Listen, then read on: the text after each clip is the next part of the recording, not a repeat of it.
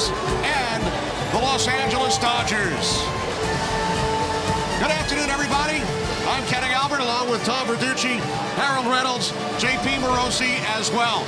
Dodgers won their division for the 4th consecutive season. Nationals in the postseason for the 3rd time in the last 5 years. Tom, what a pitching matchup here in Game 1. Clayton Kershaw, Max Scherzer. Oh, my goodness. If you're a baseball fan, this is a dream matchup. Over the last 7 years, Kershaw, Scherzer ranked 1-2 in wins and strikeouts. But if you're a hitter in this game, it's more like a bad dream, especially when it comes to the Nationals trying to solve the riddle of Clayton Kershaw. He has absolutely dominated them the last 8 starts. He told me he loves pitching in this park so much, it seems like home plate is closer to the mound than it should be. But the task for the Dodger hitters, not much easier against Max Scherzer. Another Cy Young quality season. But look at that last line. He's so aggressive. He does tend to give up home runs. 2 of the most decorated pitchers of our generation, 4 Cy Young awards, 3 no-hitters, but tonight, only 1 can get a W. And they've been matched up against one another just once back in their rookie season in 2008. Harold, it's Game 1, NLDS. So many young stars on both sides. Well, that's where baseball's at right now. And I think the big thing, we'll see 2 great young stars tonight. The guys in the studio talked about Bryce Harper. We'll get to him in a second. But Corey Seager of the Dodgers, I think this guy's going to be Rookie of the Year. He's going to get some votes for the MVP. Maybe he ends up with that. He's 22 years old. Bryce Harper, he's the old guy in the game. 23. This is his 5th year in the big leagues already. And I think sometimes we forget just how young Bryce Harper is. 2020 season this year. I'm looking for both these guys at big nights, and I think the key to both clubs is how they go, particularly Washington. Harper seems healthy. I talked to him earlier. The thumb feels good. The body's rested. He's ready to go. Should be a lot of fun. We can't wait to get started. It's Game 1 of the best-of-5 National League Division Series. The Los Angeles Dodgers and the Washington Nationals moments away right here on FS1.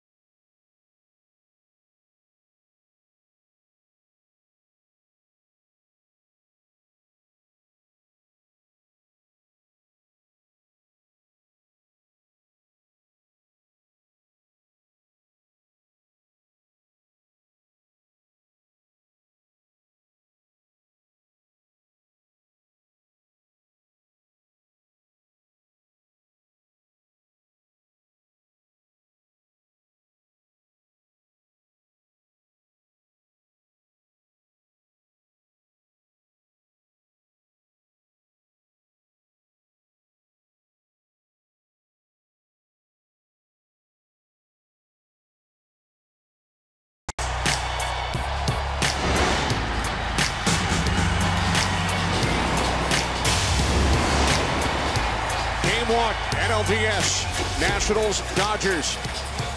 71 degrees here in our nation's capital. The forecast, guys, playoff baseball. Max Scherzer has won 8 straight decisions. 8-0 over his last 9 starts. Won 20 games during the regular season for the 2nd time in his career. Los Angeles Dodgers, record of 91 and 71. National League West champs. Chase Utley will lead off, then Corey Seager. Justin Turner bats 3rd. Adrian Gonzalez in the cleanup spot. Then Josh Reddick, John Peterson, bottom of the order. Brandell, Andrew Toles, and Clayton Kershaw. There's the first-year manager, Dave Roberts. Tom, as Chase Utley gets set to step in against Max Scherzer. Well, he's got 5 pitches, but the key glove side fastball command. That's in on left-handers. Left-leaning. I'm kidding, that's not any kind of political commentary. 8 left-handed hitters in the lineup. They hit 86 points higher against Scherzer. I call him the Prowler. You'll see him prowling around the mound from the first inning on. First pitch, and the National League Division Series is underway as Utley takes a called strike. 0-1. You mentioned, Tom, a left-handed heavy Dodgers batting order. Only Justin Turner is a right-handed hitter. Brandell a switch hitter. 1-1 on Utley. And that pitch right there is going to be the difference maker for Scherzer. Talking to him yesterday and spending time, we spent some great time with him.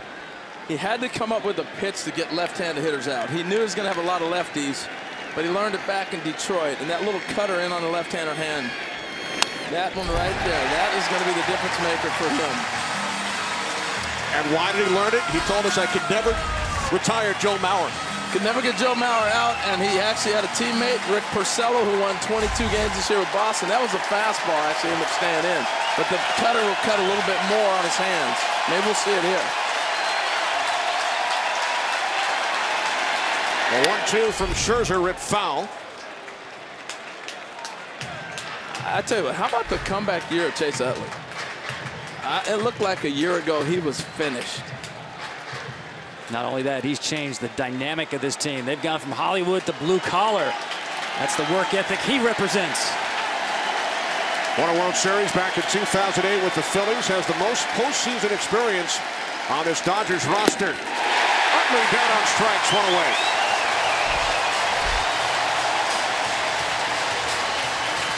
Nasty change of pace right there. Looks like he's on, and the Prowler's prowling, Tom. And here's the defense playing behind him. I love watching Espinosa at shortstop. One of the best arms you're going to see. Great hands, power across the field. Trey Turner's the guy to watch, though. Just learning center field. Normally a shortstop. He's played about half the season now in center, and he's something really special. Here's Corey Seager. You talked about him during the open. Harold sends this one to deep center field. It is gone.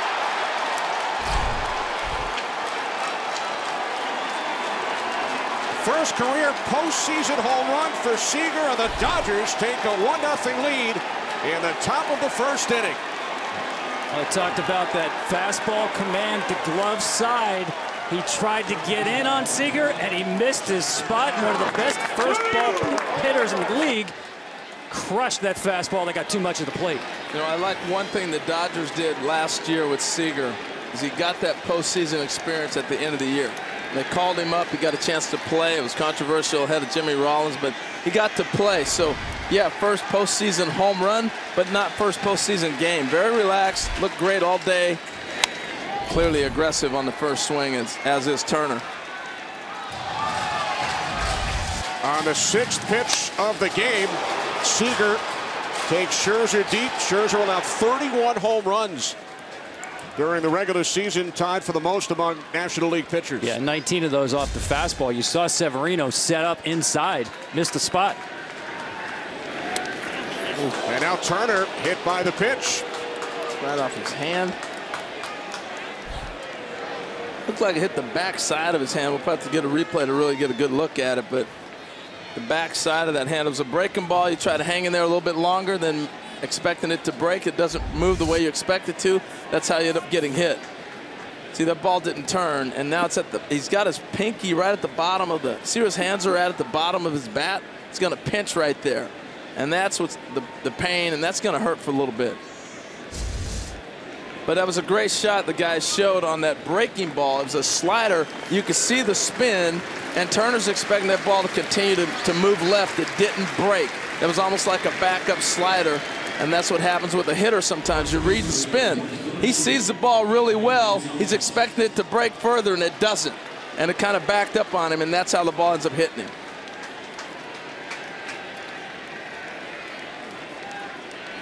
So after striking out Chase Utley, Scherzer allowing the home run off the bat of Seager, hits Turner with the pitch. Here's Adrian Gonzalez, a 5-time All-Star, just 5 for 26 lifetime against Max Scherzer. You had a look at the Nationals defense. Pedro Severino behind the plate for the injured Wilson Ramos. Scherzer and Severino during the regular season, only one full game together, one start for Severino with Scherzer on the mound.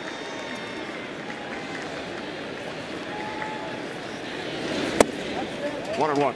Yeah, you like to get those reps if you can. The Ramos injury, Tom, is a big blow to this club. He was not only caught everybody well, he was swinging the bat as good as anybody in baseball. It really gave their lineup a whole lot better depth with him in there. No question, they will miss his bat. A 1-1 to Gonzalez. And Wilson Ramos received a huge ovation when he was introduced to the crowd just prior to the game. I don't think I've seen an active player who's injured throughout the first pitch like we did tonight. Livan Hernandez was scheduled to throw out the first pitch, but due to the weather in Florida, could not make it up to our nation's capital. Former Nationals pitcher.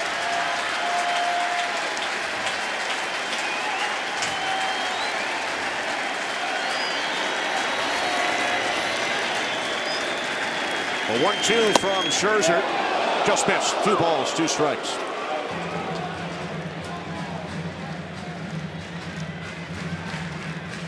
The 11th career postseason start for Max Scherzer. Record of 4-3.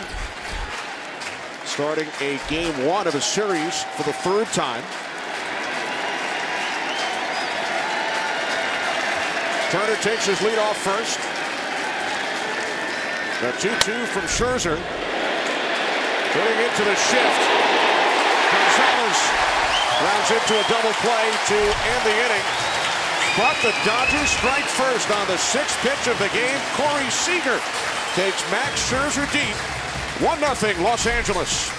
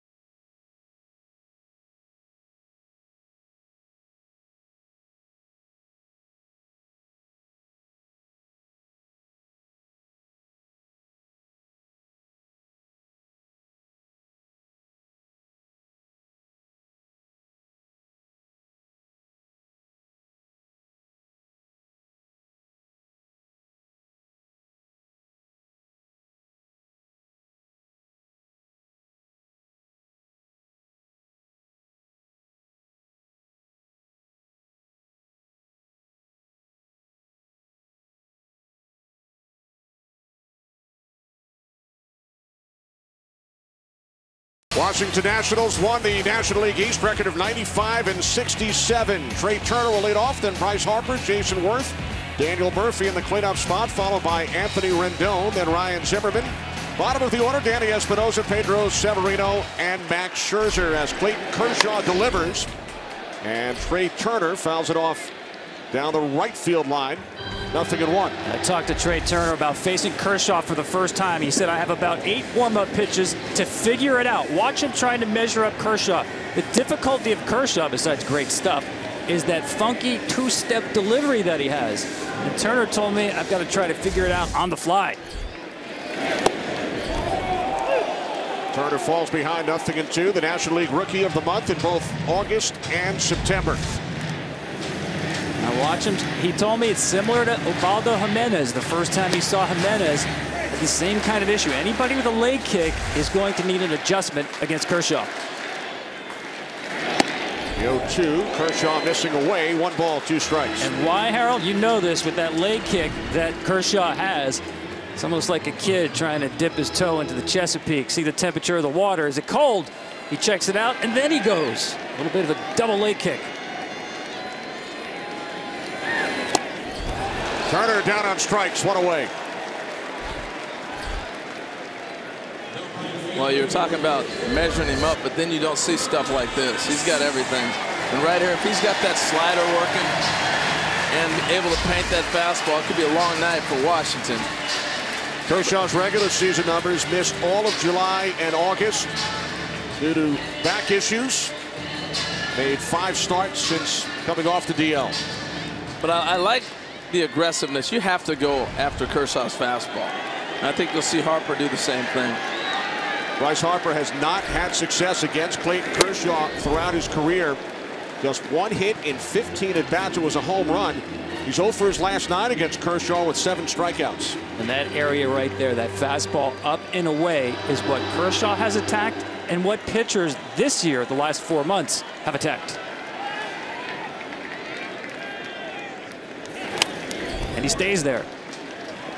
That's a good sign right there for Harper, though. He's been pulling off every pitch in or away, I should say, just to foul a ball off the direction he did, hanging there a little bit longer. And sometimes for left-handed hitters, when they face a left-handed pitcher, it forces them to stay in longer. You may not get the result you want right now, but it's going to benefit you as this series continues. The 0-2 from Kershaw. Bryce Harper batting second in the order. Did it only 4 times during the regular season. Right there, you see Kershaw add a little side armor there to Harper. That's something he added in his repertoire, hanging around Rich Hill. Went back to he did that in high school a lot. His junior year, threw a lot from the sidearm.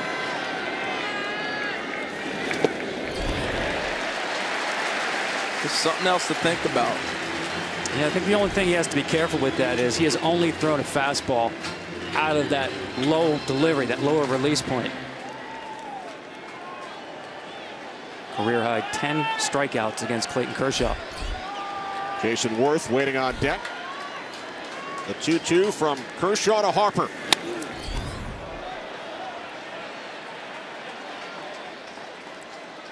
Tell you what, if I'm Bryce Harper, I'm feeling good about this at bat. I've fouled a couple balls off to the left side. I've watched him come with the drop down to the side. I've seen some breaking balls. As a hitter in a situation against a guy like this who you know is going to be in the game, it's almost like a boxing match. You measure him that first AB. If I get something fantastic, but now I'm building moving forward. From 0-2 to a full count. Had a little drop down. Now you see his velocity actually goes up when he drops down. That one at 97. This is the way he threw until his senior year in high school. The pitching coach, Skip Johnson, worked on his mechanics, made him more conventional. As you said, Harold, he went back to that thanks to Rich Hill.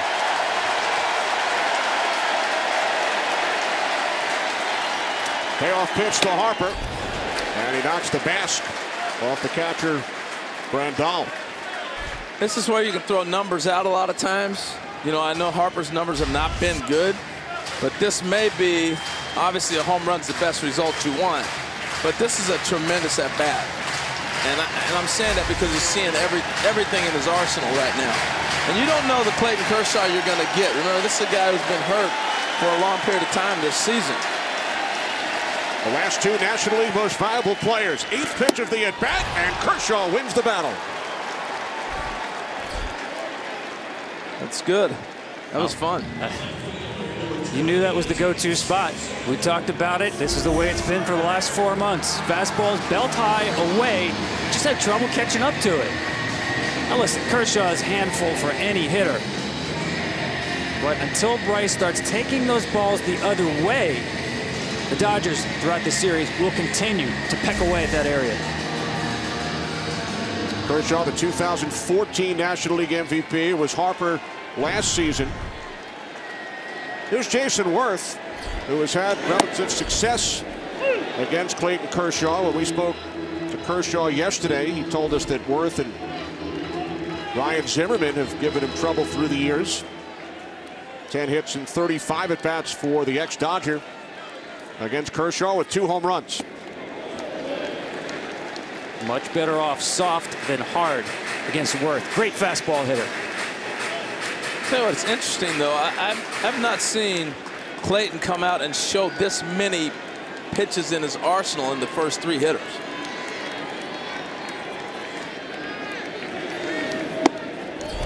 We've seen the fastball overhand. We've seen it off to the side. We've seen the slow curve. We've seen the slider. You know, we've watched him go up and down. He doesn't usually have to work that hard to get through 3 guys or show that much.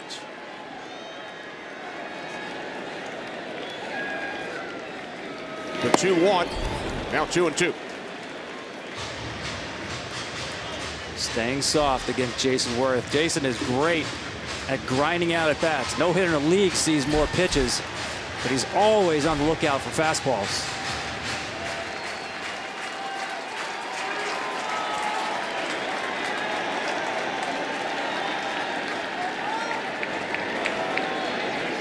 The 2-2 from Kershaw. He strikes out the side on 17 pitches, including an 8-pitch at bat to retire Bryce Harper. 1-0 Dodgers after 1.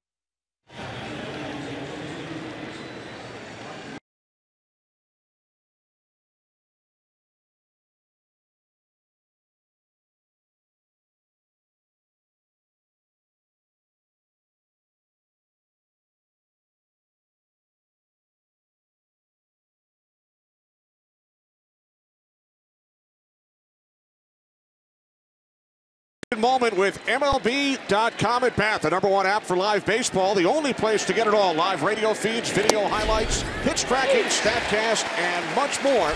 Download at bat today. Josh Reddick leading off for the Dodgers here in the top of the second inning against Max Scherzer.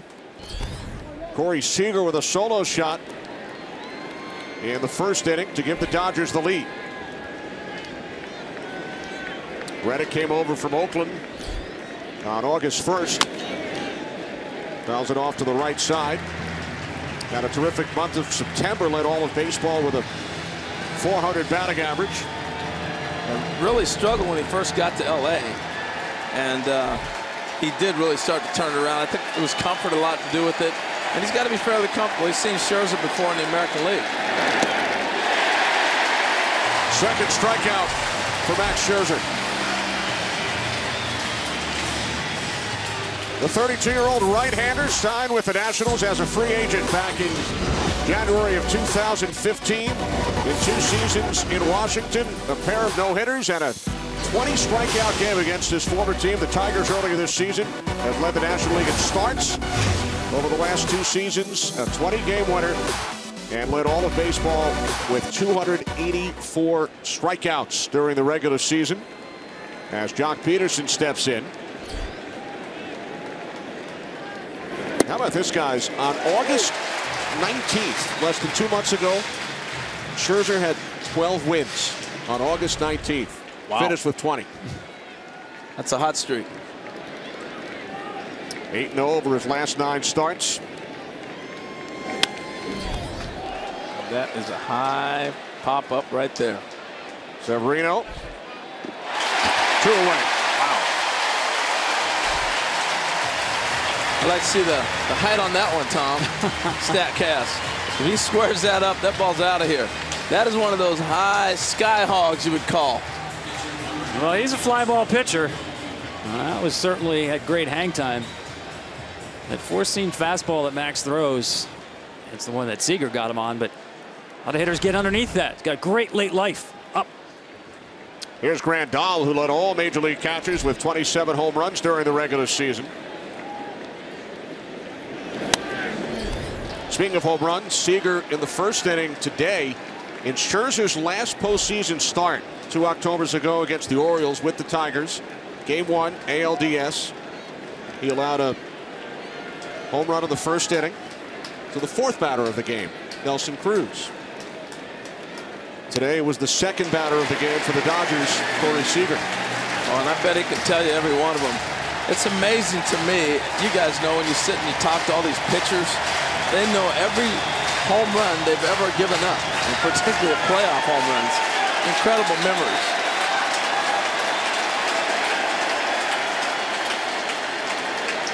Nothing in 2 on Grandal.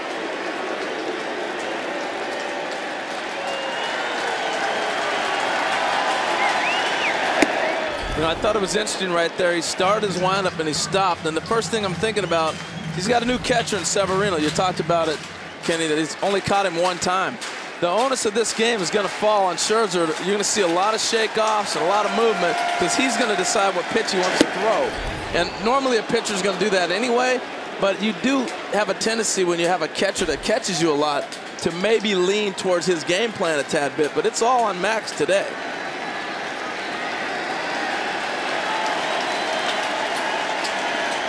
A 2-2. And the Dodgers are retired in order in the second on 10 pitches. Daniel Murphy will lead off for the Washington Nationals in the bottom of the second when we return.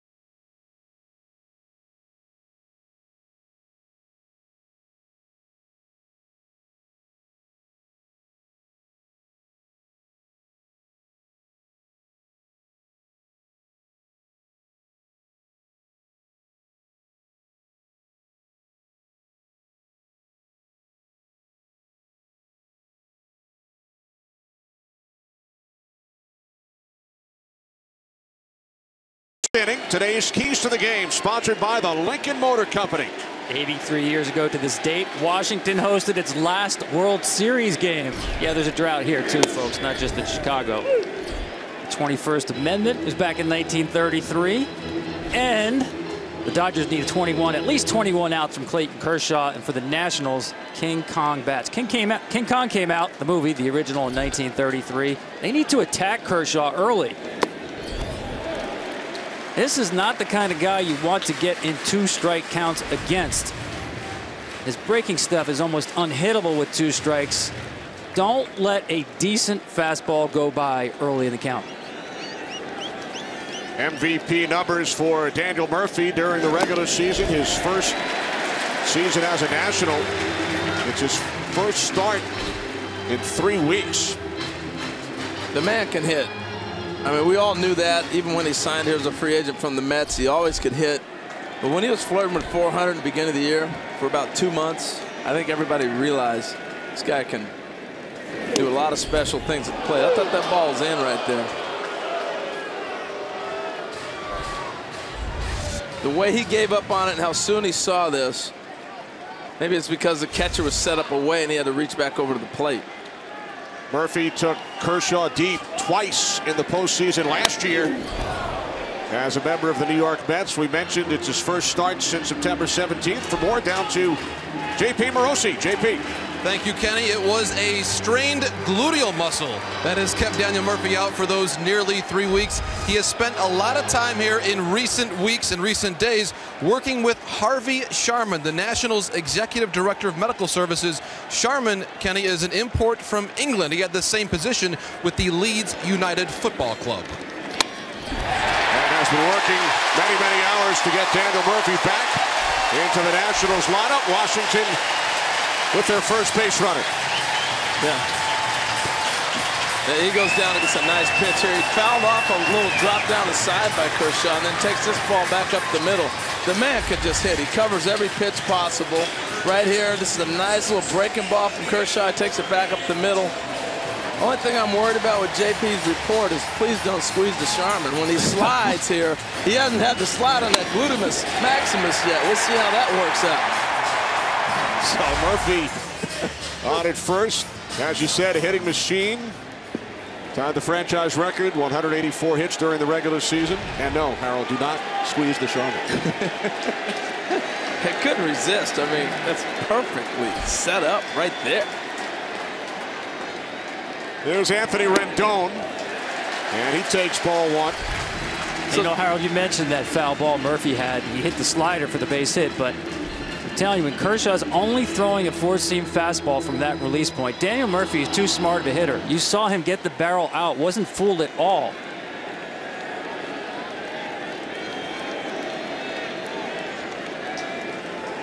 Leadoff single for Murphy. The 1-0 to Rendon. Bounce foul off to the left side, 1-1. I think the next 2 hitters are the keys for the Nationals, Rendon and Zimmerman. Because you're going to know that Kershaw's, you got to strengthen that lineup. You got to stretch the lineup. He's going to be on the first few guys that we saw in the beginning of the game. But Rendon's been hot lately, and Zimmerman hasn't done what he's capable of doing. But I think these 2 have to step up tonight.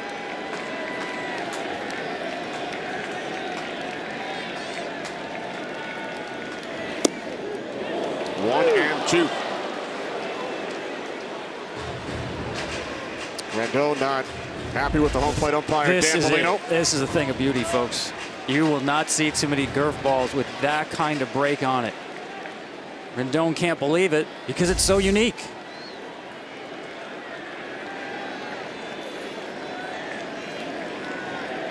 I think what also is fooling the hitters is Kershaw's kind of missing the spots, but he's still throwing strikes over the plate and making the catcher have to reach. Like that ball started the outside, he had to reach in. The ball to Murphy that I thought was a ball originally, catcher was set up in, he had to reach away, or was set up away and he had to reach into the left-hander. So you get a little bit of deception as a hitter because you catch a glance of the catcher as that ball's going by you as well. And if you feel like if he's reaching, then it's not a strike. Seager to second, on to first, safe. You saw Murphy slide right there. He's sliding on the, really on the shin of his right leg, not going to hit the bottom part of his body, and really just going in. So this is not going to be a double play ball. Rendon runs well. Seager charges it, sets up nice, makes the flip, and then he just outruns the ball at the end. But here's a look at Murphy. You know, well documented the soreness, but that was a nice, simple, easy slide. Not going to force yourself out of the game with the slide at second on a force out. So now one away. Rendon takes his lead off first. Nice. See, I think that's the equalizer move for a left-handed pitcher. That snap move right there. As a base runner, you're waiting till he gets set, but when they have that snap move, that shortens your lead.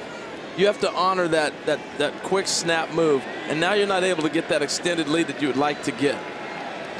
He's tough to run on, just a 51% career success rate. So quick to the plate, front foot barely comes off the ground. And Zimmerman whips a base hit into left field. Rendon to second, 2 on, only 1 out for the Nationals here in the bottom of the second inning. And that's got to be the approach. Kershaw, ridiculous 70% first pitch strikes. That's a career high. And the Nationals actually swing less than any team in the league, so they've got to get outside of their comfort zone a little bit and be aggressive early. First and second pitches, you see a fastball, don't let it go by. Well, I said it was a little uncharacteristic. The first inning, he threw 17 pitches, and particularly the 8 pitches to Harper and his at-bat. But what that's also doing is the guys on the bench are getting a chance to see, too. Because you can face Clayton all your career and watch video, but this is a different look because you don't know what he's going to come back with after the injury. And they're making him work. So with 2 on, 1 out, here's the switch hitting Danny Espinosa. 24 home runs during the regular season. But to that point, Tom, I'm with you 100%. You got to be aggressive with him. Right there. That's a 95 mile in here. Okay, it was a little in. Runners in scoring position. I'm telling you, if you're trying to beat Clayton Kershaw late in the count, you're not going to win. Espinosa just 2 for 17 lifetime against Kershaw. This will already be, to Harold's point, pitch number 30.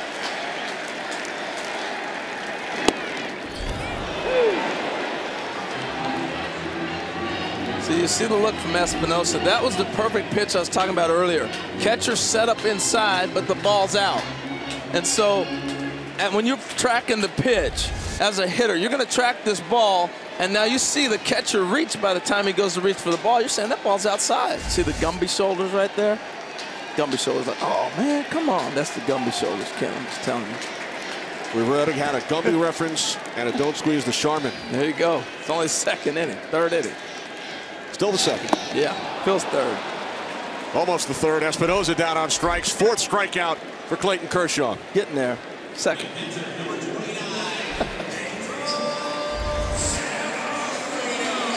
He loves to go to the breaking stuff with 2 strikes. Well, Tom, this is almost unhittable. Tom, you made a great point. If you're going to try to battle him late in counts, he's got too many weapons in his repertoire to beat him.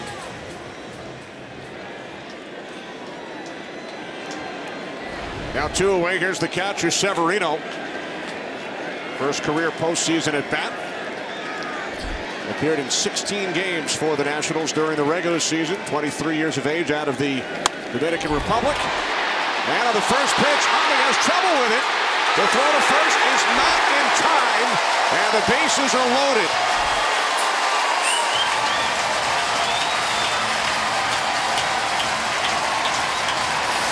Well, you don't see that very often from Utley. He will kick balls, but generally, because he's playing a little bit further away from the position most second basemen are, this ball's hit at him, and now it's a longer throw than the one that can emergency save you when you kick a ball. I thought his only out was right there at second base. Severino runs well. Tell you what, he got in parentheses for a catcher. He got lucky that ball hit his leg, but that's in the outfield. Love the approach, though. First pitch fastball. The kid jumped on it. Now the RBI machine is up, Kenny. That's right. He had 4 in his last start. 12 on the season. Scherzer with the bases loaded and 2 outs. Ball 1. This is the advantage of the National League, though. The difference in the 2 leagues. American League, National League, you have a big break, you get it bases loaded, you got 2 outs, and here comes the pitcher. This is not a gimme, though. Max Scherzer has more RBIs on singles than he's allowed on the mound. Wow. Ball 2.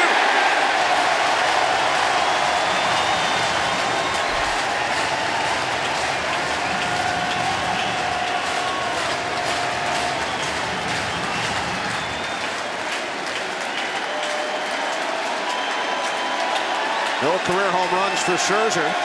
Oh, and by the way, Kershaw's never allowed a grand slam, in case you were wondering.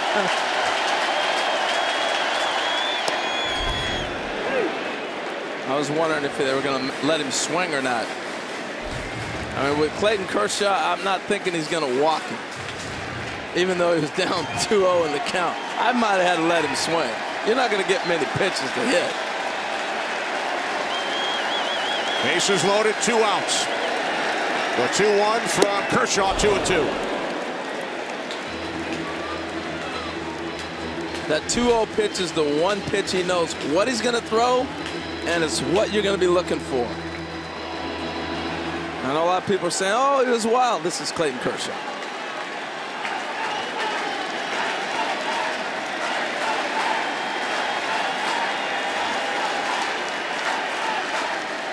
The 2-2 from Kershaw. Scherzer got a piece of it. Good swing. I know he doesn't want to go to 3-2, but I'm curious, will he go to an off-speed pitch to get him out? Right here. If he misses, you know 3-2 is going to be a fastball.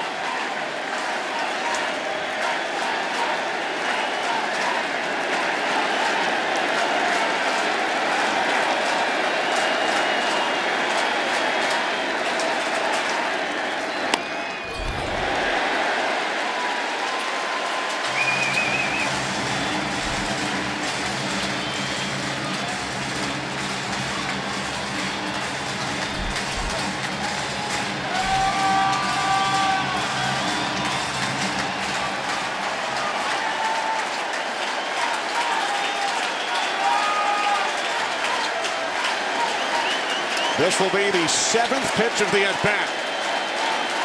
From Kershaw to Scherzer. Now Kershaw steps off. I mean, the only thought is, am I going to throw a breaking ball or a changeup?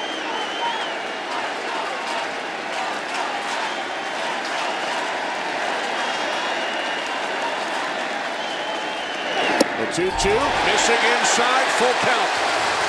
What a battle. Yeah. We knew we were in for a pitcher's duel. Not quite like this. Kershaw versus Scherzer. Here comes that 3-2 fastball now, no doubt about it.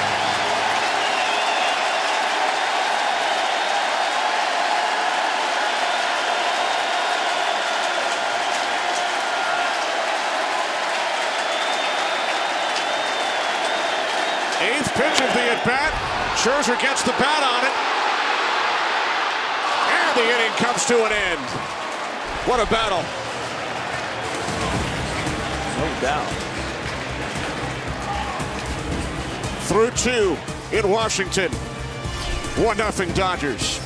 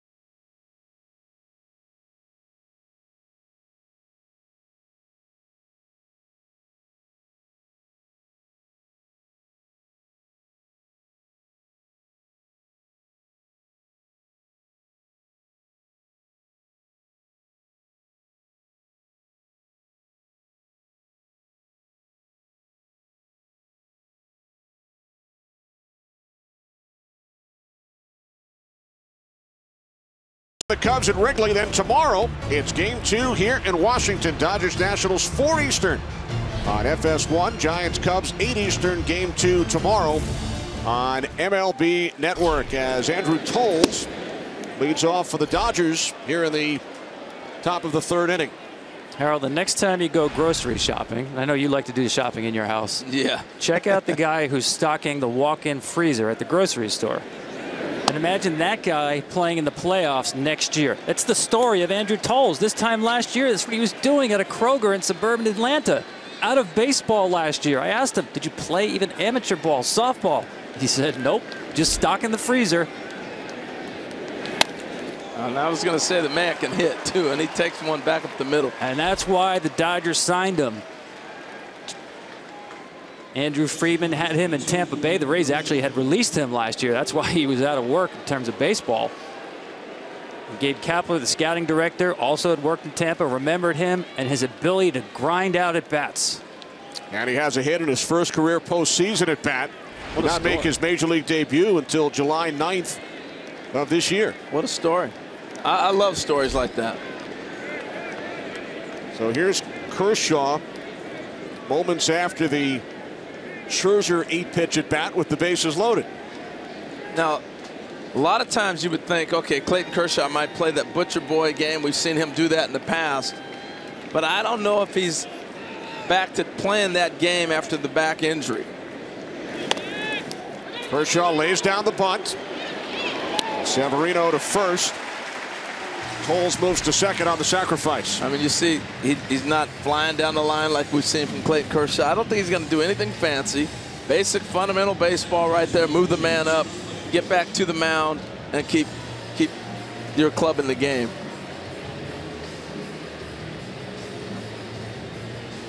So the Dodgers with a runner in scoring position with 1 out. Utley at the plate, and a visit to the mound from Severino.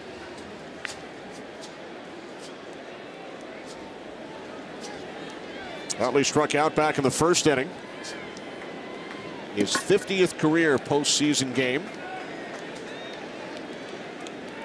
Still got some thunder in the bat. I mean, shot a lot of balls the opposite way in batting practice, but you come in, he can still take you deep. He had 14 home runs this year. But that's the one thing Chase Utley's always done, come up with big hits. Well, he's now a dead pull hitter, and that's the way Washington defends him. There's an entire county out in left center field. See the way the outfield is aligned. Huh. I like that. Count. There's a lot of room out there, but they're playing it for a reason. Doesn't hit the ball out there.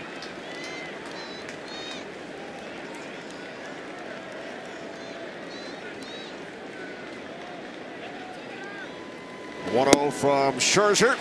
In for a strike, now 1-1. You know, I'm watching Toles dancing around at second base, and, you know, this is a situation. You got Utley, Seager, and Gonzalez.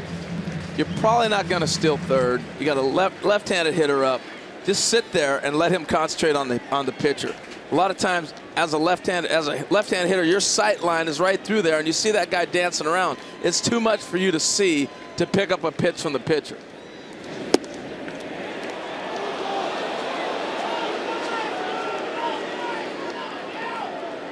Boy, Max does not throw many curveballs. And I'm sure this totally surprised Chase Utley. Backdoor, nope. You see Severino try to pull it back in, well off the plate. Changeup has been the go-to pitch for Max tonight.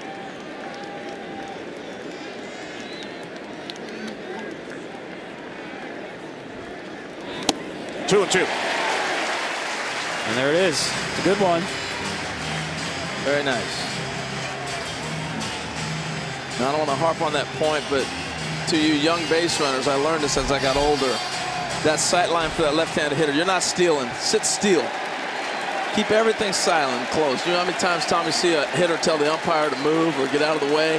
You want that whole sight line clear, so all you're looking at is the pitcher. No distraction.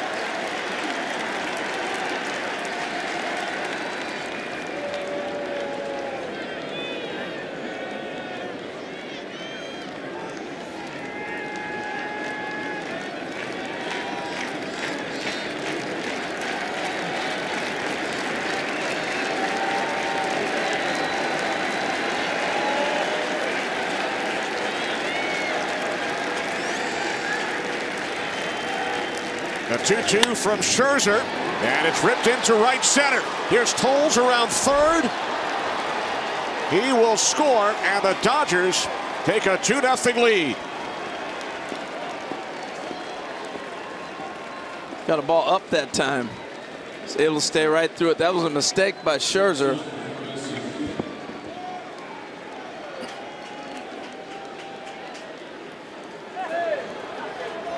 Move them up, drive them in. But that ball's hanging up there. Hang them and bang them. Left that too high in the zone, and a great hitter like with the experience of Utley, he's not going to miss it. 26th career postseason RBI for Chase Utley. Here's Seager, who took Scherzer deep back in the first inning. Yeah, good idea to start him off the changeup. Seager loves swinging at the first pitch. Second in the league how often he swings at first pitches.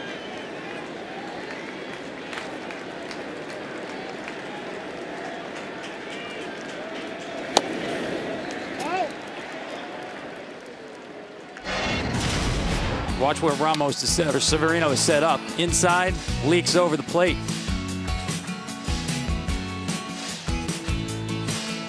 You know, the one thing I'm seeing too, Tom, is this is where that affirmation from the catcher comes in. This is where you miss Ramos. You know, we're watching Max tiptoe around. He's got a 95, 97 mile-an-hour fastball tonight. He's moving it in and out. Two changeups there, the hanging ball to Utley that drove up the middle. Just get back to being aggressive. The throw over, stay within your game. And I think Ramos would come out and say, hey, stay within your stuff. You lead the league in strikeouts. You have amazing stuff. But when you leave it on the pitcher sometimes, you start overthinking. And that's where that reinforcement from the catcher has to come in.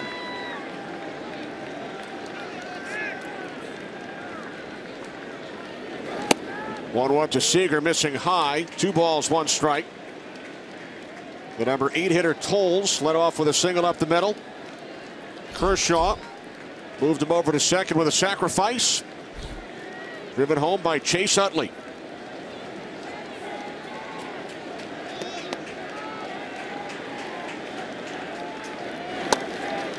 On the ground to the right side. Flip to second. Safe at first. Here's Seager. We might be taking a look at this one. Tell you what, that's the arm of Espinosa. I mean, great play by Murphy to get rid of it. He goes to the hand to flip it. It's not even going to be close at first. But if you can get the ball to Espinosa on the turn, there's not many guys in the big leagues that have this kind of an arm. Watch how much ground he makes up with his ball going to first. That is a bazooka.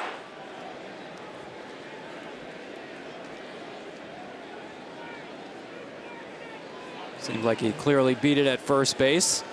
The Nationals are waiting for their replay guy to say whether the challenge or not. They'll let it stand. Yeah. Boy, did he make up some ground, though. You got a left-handed hitter on a slow roller, a high flip out of the glove, and he still made it bang, bang. Tremendous arm. So now 2 away. Here's Justin Turner. Hit by a pitch, his first time up. And Turner sends this one to deep left field. Back on the track, Worth, he leaps, it is gone. A 2-run home run off the bat of Justin Turner.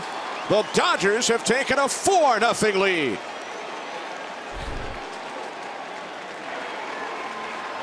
Another hanging breaking ball, another first pitch off speed pitch. Yeah, that's a curious pitch to me. Turner is a great curveball hitter. Curveball is probably the 5th pitch for Max Scherzer. He must have been thinking he's got a free get me ahead curveball. But look where it is. That's a hit me curveball, not a get me over curveball.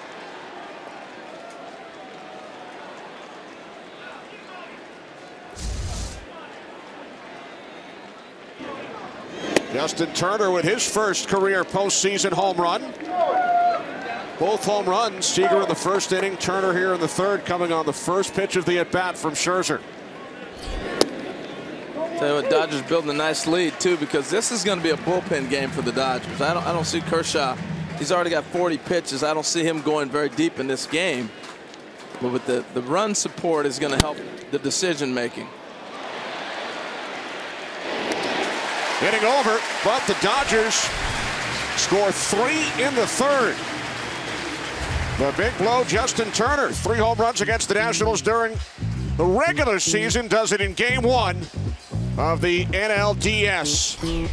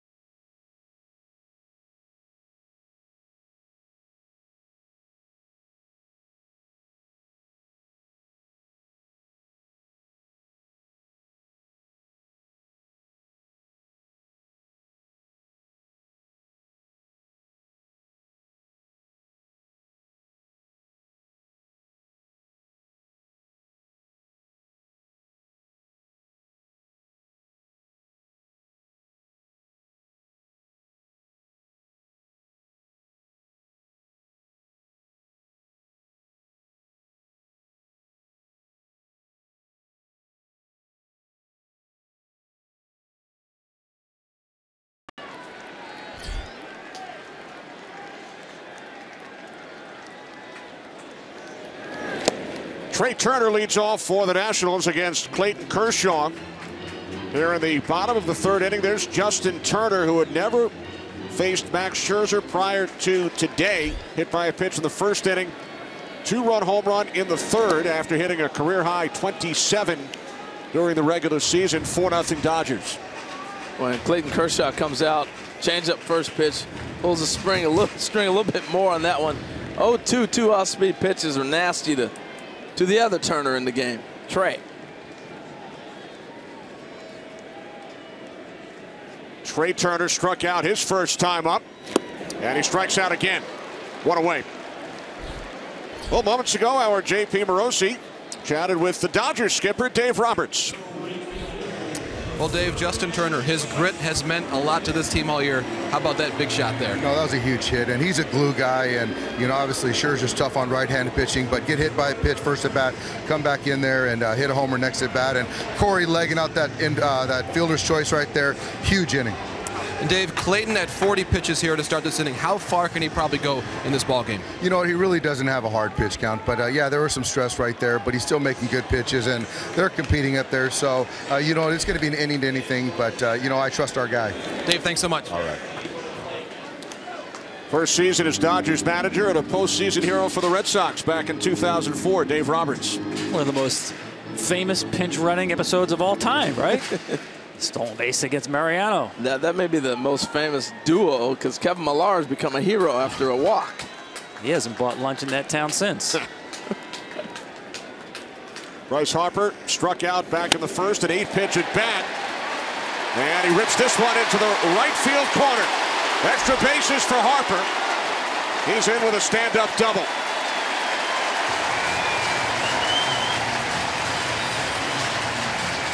Well, he had a good at-bat the first time, 8 pitches, right? I'm saying he fouled 2 balls off to the left side.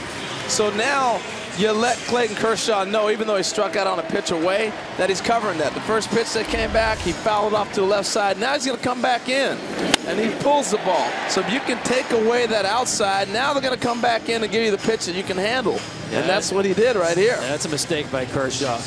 You saw where Grandal was set up away. The first pitch, they were going back to that same area. And that's what happens when you miss on Bryce Harper. You miss in, you know, he's lucky that ball's still in the ballpark. So that ends an 0 for 10 stretch for Bryce Harper against Clayton Kershaw. Here's Jason Worth, struck out his first time up. Well, what's been impressive with Clayton is he's not sharp. We've talked about how many balls he's missed, the location of the catcher, but he's smart. And he's been able to manipulate hitters and keep them off balance, and that's what pitching's all about.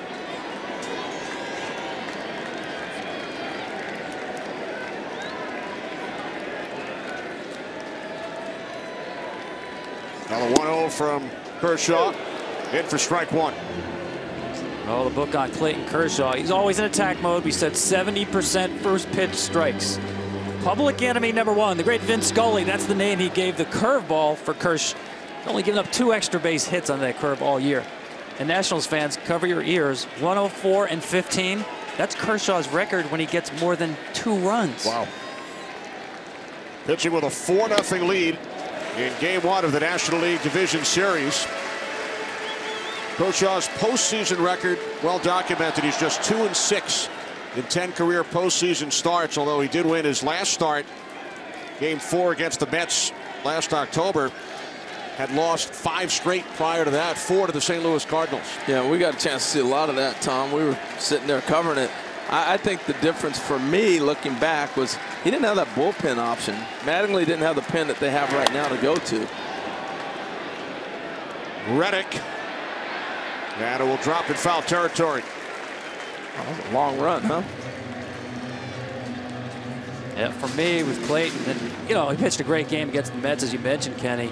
Don't forget, that was on short rest facing elimination. There's the numbers, but when I look back at the games he's lost in the postseason, to me, he's tried to punch his way out of trouble with fastballs. Fastball percentage was elevated in his postseason losses. And talking to Dave Roberts before this game, he has noticed a different Clayton Kershaw since he got back off the DL. Remember, Kershaw thought himself he might not pitch at all again this year after the back injury. Much more relaxed, doesn't feel like he has to carry the load the way he thought in postseasons past. You had a look at pitching coach Rick Honeycutt. And there's the numbers. Postseason losses compared to his breakdown this season. He would get in trouble and forget about using the terrific off-speed stuff, the slider and the curveball. Harper, big lead off second, the 2-2 to Worth. Full count. Now this is interesting, Harold. This is what Jason Worth wants to do. He wants to grind it out till you get to a fastball count where he can just jump on a fastball. Does Clayton give in? He stayed soft with him throughout this at-bat and give him a fastball. Well, the interesting thing is, I'm looking at the scores, 4-0, but I'm also looking at Clayton Kershaw working. The workload, it's only a 3rd inning. This is going to end up being in the bullpen. Yeah. This is a big pitch. He knows it. It's not an obvious pitch. You saw Clayton was doing all the talking right there.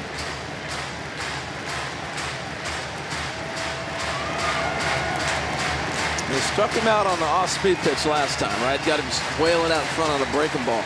The curveball has been really good. It's about 72 miles an hour. He's getting guys out in front. We saw it with Trey Turner. We watched Worth strike out on it last time.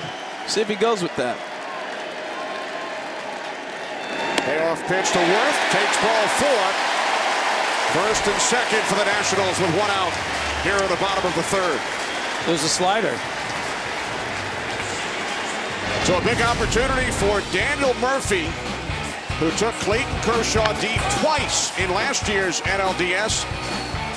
as a member of the New York Mets, Game 1. And then again in Game 4. And he's already got a hit tonight, so he's feeling pretty good. I know one thing. You can't throw a fastball by this guy in the zone. Swung and missed only 10 times all year at fastballs over the plate. Tremendous hand-eye coordination. And another meeting on the mound. Well, what's interesting about Murphy, and Tom, you talked about where the power came from, the adjustment he made, getting on the plate. You've talked about that before. Maybe we'll get to that a bit later.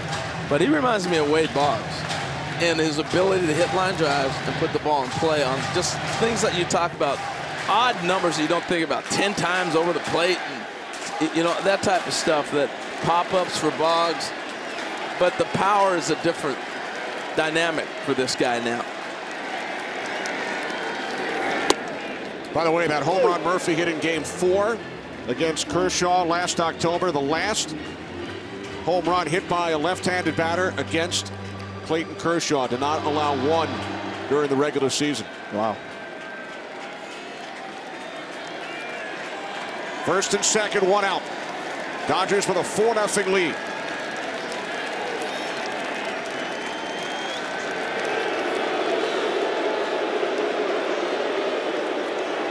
Not sure what to throw. His last 2 at-bats here, really not in rhythm with Grandal. Not sure what to throw to Worth, and now Murphy.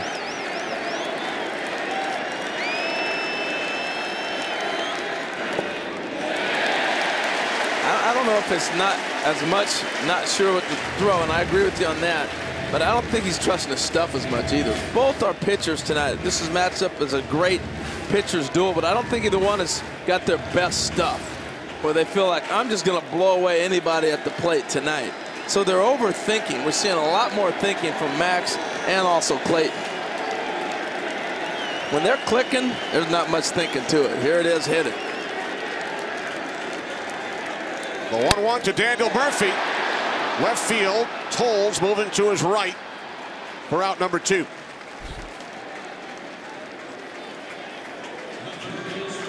Nationals now 0 for 4 with runners in scoring position tonight, as Anthony Rendon steps in. And guess what? Time for another conference on the mound.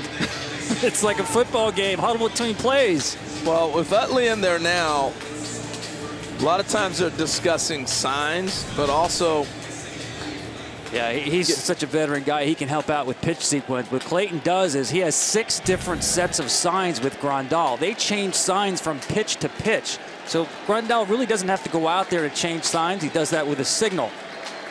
I think Utley was providing some info here, some intel on the sequencing of Rendon. Reached out a fielder's choice in the second inning. 0-1. sometimes as a middle infielder, you go in and just reaffirm to the pitcher, look, if he wants to steal third, let him go. Don't even worry about it. We got 2 outs. We're going to play deep. We're going to knock a ball down in the infield. We have to. But they're not even going near Bryce Harper. Let him run all he wants. So that takes that off of Clayton. Don't even worry about him. Pick up your sign, pick up your glove, throw your pitch.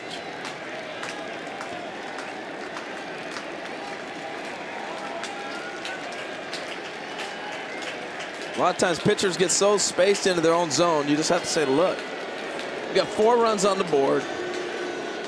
And here we go. I mean, this is like trying to do the New York Times Sunday crossword puzzle. Kershaw out there all the time. He's thinking about what pitch to throw. And another meeting. Tom, I know you've talked during the regular season. You feel there should be a limit on the amount of visits from the catcher. Yeah, and what's interesting, I talked to Grandal about how often he goes out to talk to Clayton. He told me before the game, hardly at all. Only if I see him speeding up. Well, that's certainly not the case tonight. This is more about sequencing the pitches they want to throw.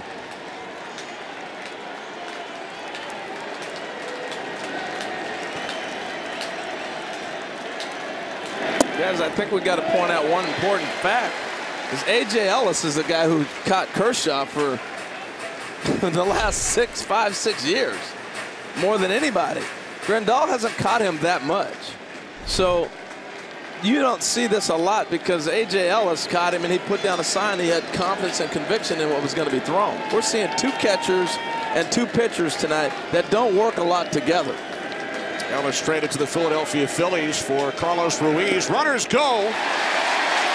Second and third for the Nationals. It's a great steal by Harper and Worth there. But on Kershaw's point, I'm not worried about him. That's what Utley was saying. Let him run. You're still in a situation where if you make the pitch, you get out of the inning. I love the fact they went. A lot of people don't do this in today's game. Dusty Baker is aggressive. They're going to give it to you, take the bag. Now a base hit, we pick up 2 runs. You got to put pressure on him some way or another. So a double steal against Kershaw, who allowed 1 stolen base the entire regular season.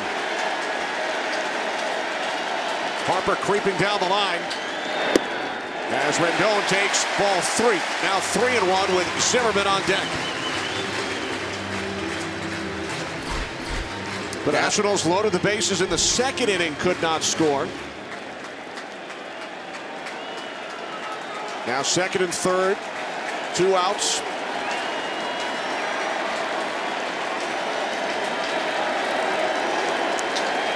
And a 3-1 from Kershaw, fouled off back behind third. Heavy dosage of sliders. That's the pitch you want to throw Rendon. The problem is he's a guy who rarely chases outside of the zone. Slider typically a pitch designed to be a strike ball. In other words, it starts out a strike, winds up a ball. You see that was a strike. It was strike all the way. If you miss with the slider, Rendon typically does not bite.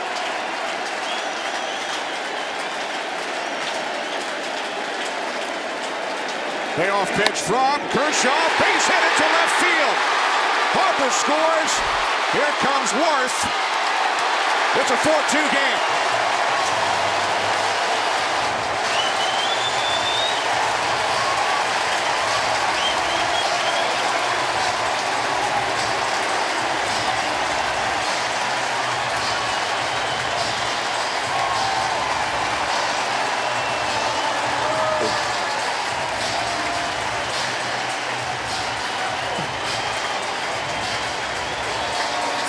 This is a good timeout with Rick Honeycutt. Let's go back and look at this.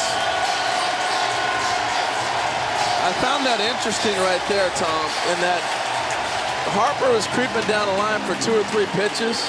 And so Justin Turner kind of bit the bait. He started to walk up, and now, instead of playing deeper with 2 outs and not worrying about Harper at all, I think they played around a little bit too much and opened that hole. Yeah, and I'll go back to the discipline of Anthony Rendon.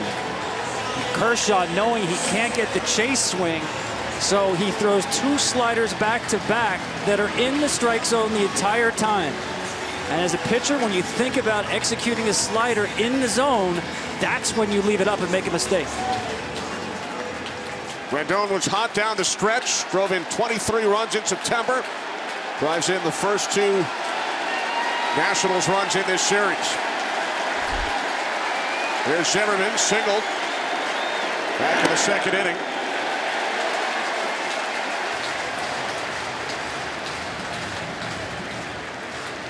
Kershaw now up to 61 pitches. He has recorded 8 outs.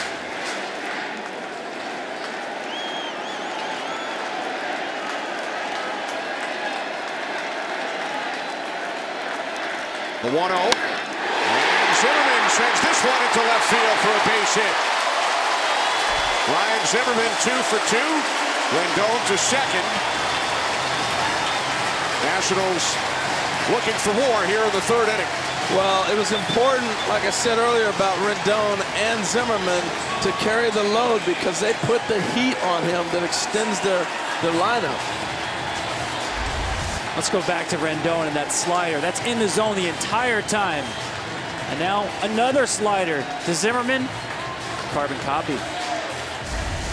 Well, I think the theme here, though, guys, we got 2 catchers that haven't caught their pitchers very often, and every ball that's getting hit is off speed. A.J. Ellis called a lot of fastballs for Clayton Kershaw, and Ramos calls a lot of fastballs for Scherzer, and they've both gotten away from the foundation of their games. They throw in the mid-90s.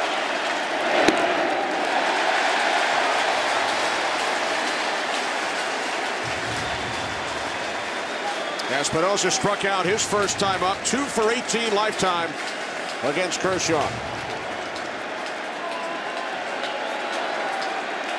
That's a bench that smells a pitcher in trouble.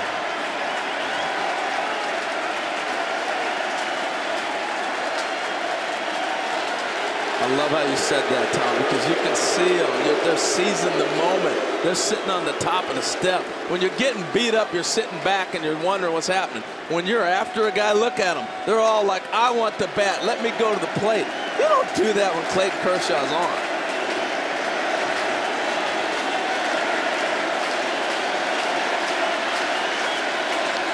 The 1-0 to Espinosa. 1-1.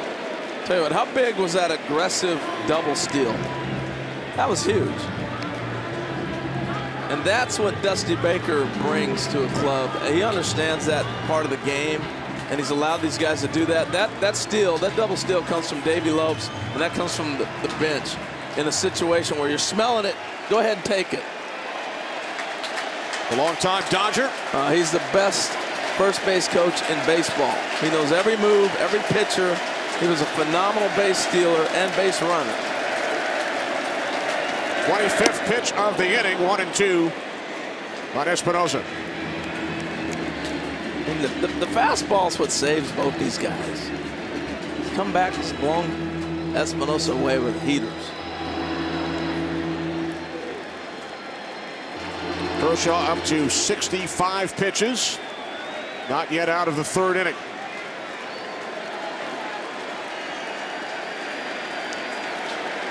Two on, two out. 2 runs in for the Nationals here in the third.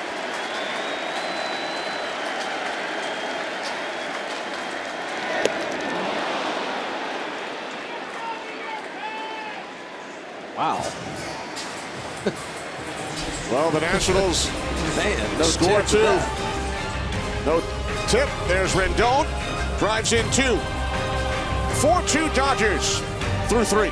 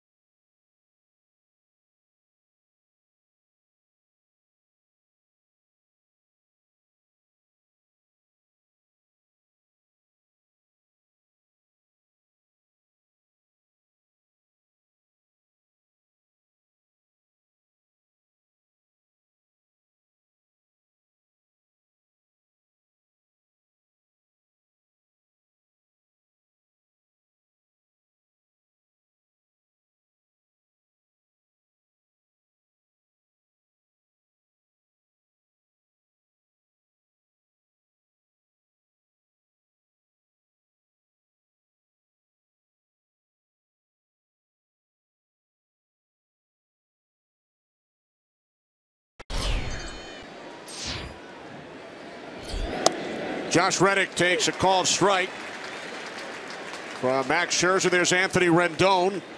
2-run single in the bottom of the third off Clayton Kershaw. Dodgers with a 4-2 lead as Reddick falls behind. 0-2. Struck out his first time up. Reddick, Peterson, Grandal for the Dodgers here in the fourth.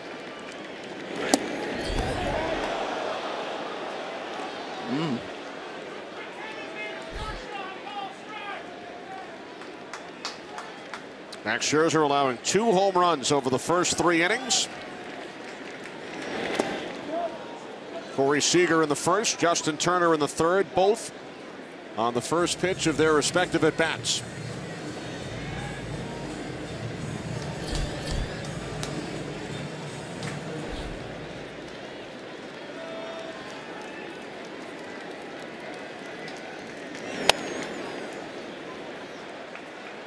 Reddick grounds out against the shift. 1 away. Moments ago, JP chatted with the manager of the Washington Nationals, Dusty Baker.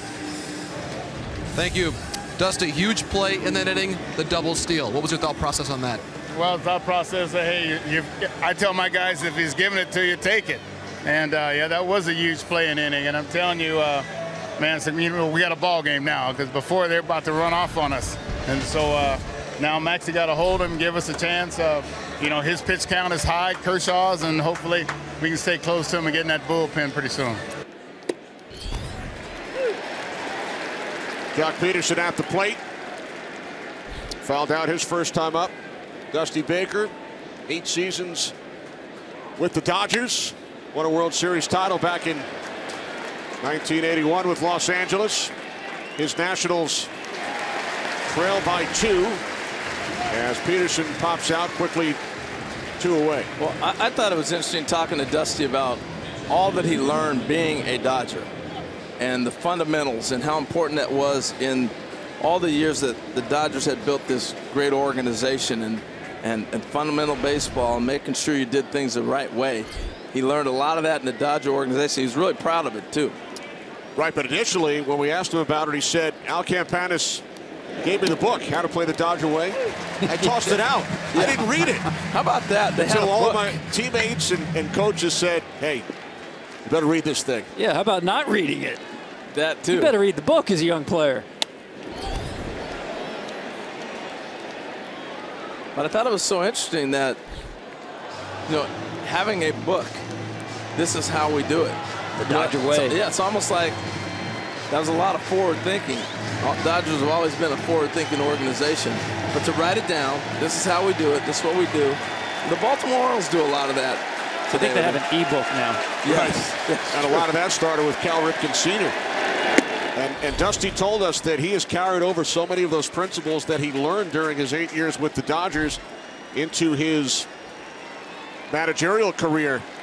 He said some of the keys that I always talk about: alleviate mistakes, don't be yourself, and I stress defense as much as offense. And that all goes back to that book that he was given by Al Campanis back in the mid-'70s. I thought it was funny when he said, well, Davey was there. Davey knows about the book.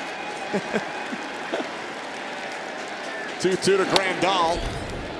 And Dusty's first season with the Dodgers, 1976, that was Walter Alston's last season as manager of the Dodgers. Tommy Lasorda would take over the next year. And Tommy was the third base coach. Right. At that time.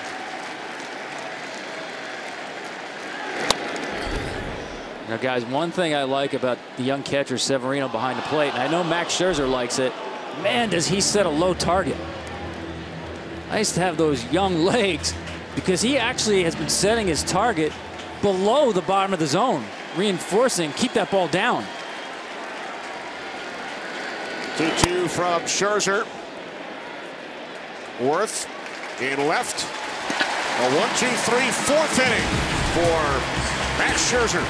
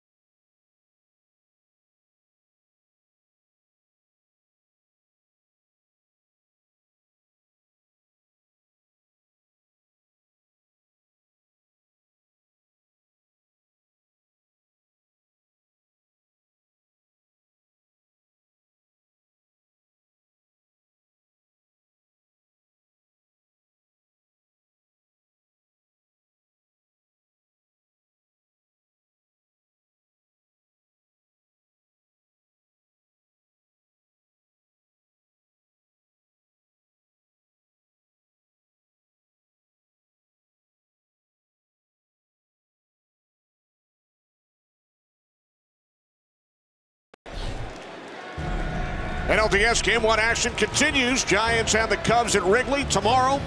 Here in Washington, Game 2, Dodgers and Nationals. 4 Eastern FS1, and then Giants Cubs at 8 Eastern on MLB Network, as Pedro Severino leads off for the Nationals. Bottom of the 4th inning. Clayton Kershaw and the Dodgers with a 4-2 lead. Nationals loaded the bases in the 2nd, could not score. Then scored 2 runs on 3 hits off Kershaw in the 3rd. Wow. It's only the 4th. Seems like it's about the 7th. There's been a lot of action. That's what Clayton Kershaw just said. Man, he's had to work real hard. Harold now doing an excellent job keeping track of the innings. There you go. All over that. Now, I know I was talking about A.J. Ellis and Kershaw's relationship with him, personal catcher. Grandal has caught him quite a bit this season, but that's still not the same as being in sync with somebody. And that's my point. I know a lot of people are up in arms and getting excited about the fact that they've had more conversations today and checkoffs like that right there than you ever saw with somebody you're used to working to. That's the point, is that he was always in sync with A.J. Ellis. You see Clayton, you can see how upset he is with himself. That's another slider that's just poorly executed. Yeah, he's a perfectionist, but he knows right now he is fighting his command big time. The 3-1, and Severino sends this one to deep left field, up against the wall. Extra bases for Pedro Severino in his first postseason game. A stand-up double leading off the bottom of the 4th inning. Boy, it's hard to remember how Clayton Kershaw has missed his spot by this much. 2 pitches ago, the slider poorly executed. Now he's going to come with the fastball. It's supposed to be down and in. I have not seen the catcher move his glove in a Clayton Kershaw game as much as I have in this game today. Well, I think the big thing, Tom, we've looked at, is he healthy? Can he pitch in a game? Yes, but he hasn't had much time to get back in shape as far as pitching, executing. You know what I mean? You know what I'm saying, he's right? been on point at the end of the season. His last 2 starts was terrific. No governors on him today. Whoa, it's a great pitch. You know a guy's bunting, bust him hard in and up, and that's a tough pitch to get down on the ground.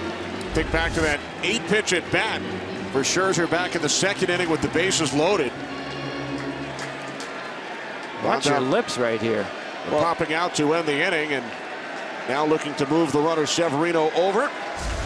Well, what he's trying to do, Adrian Gonzalez is crashing from first base. So he's trying to force that bunt to 3rd regardless, and that's why the up and in pitch was such a great pitch. And that's just painted. But if he bunts that ball, that's why Scherzer pulls it back. You're going to bunt with 2 strikes. So right there, the execution with Kershaw, that ball on the outside half, if he bunts that, Adrian Gonzalez is going to field it. That's why he pulled it back. You tip your cap on that pitch. And Severino has been extremely aggressive on the secondary lead. Grandal should keep an eye on him if Scherzer misses the pitch.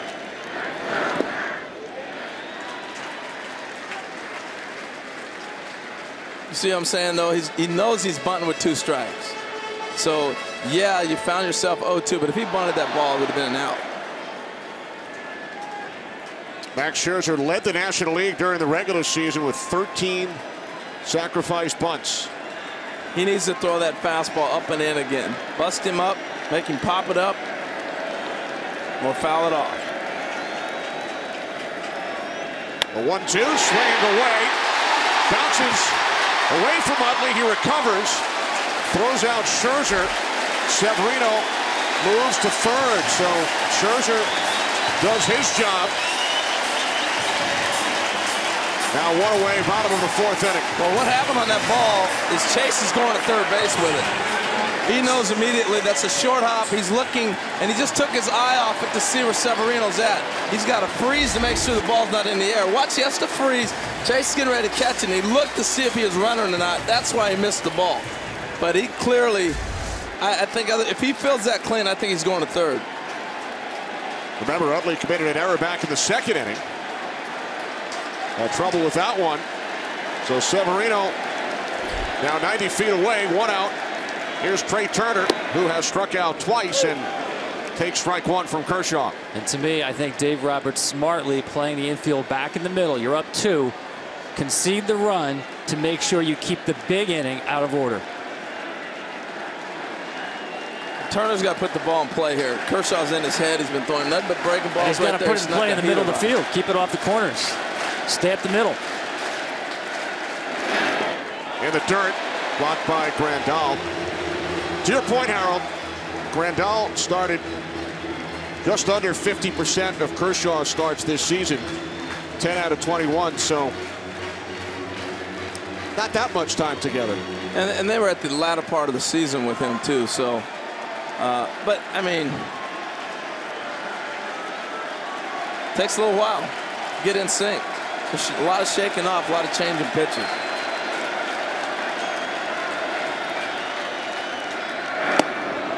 Ball 2. And you see Clayton's staying soft, and Trey Turner's not biting. Clayton's trying to get the roll over to ground ball at third to keep the run there. Turner doing a nice job. He's got to play up the middle of the field to get the run in. Bryce Harper looming on deck. Severino takes his lead off third. The 2-1 to Turner, and he shoots it to deep center field. Peterson makes the catch. Severino comes home easily. It's a 1-run game. Nationals pull to it in 4-3.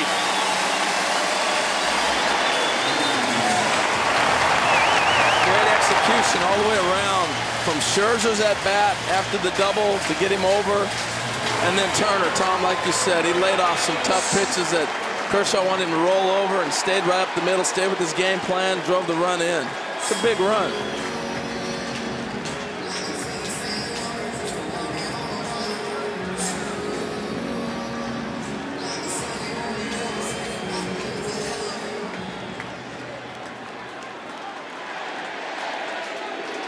Here's Bryce Harper, struck out at 8-pitch at bat in the first inning, doubled, came around to score in the third.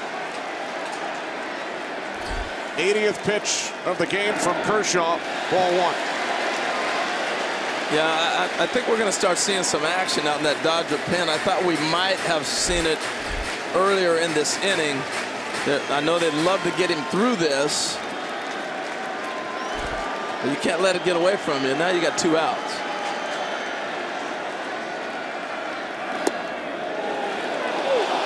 Clayton Kershaw, coming into game 1 of the NLDS, had won his last 8 starts against the Washington Nationals. Did not allow an earned run in 4 of those 8 games. He's given up 3 over the last 2 innings. Pitchcast powered by MLB Advanced Media. The 1-1 to Harper. Ball 2, now 2-1. Harper's looking to launch right here. You can tell by his first movements, everything is, if he gets a ball in the inside half, we're going to see him let it fly. 24 home runs during the regular season. Nationals set a franchise record with 203. Harper pops this one up to the right side. And the inning is over, but the Nationals score a run. Severino leadoff double. Sacrifice fly by Turner. Harper just missed.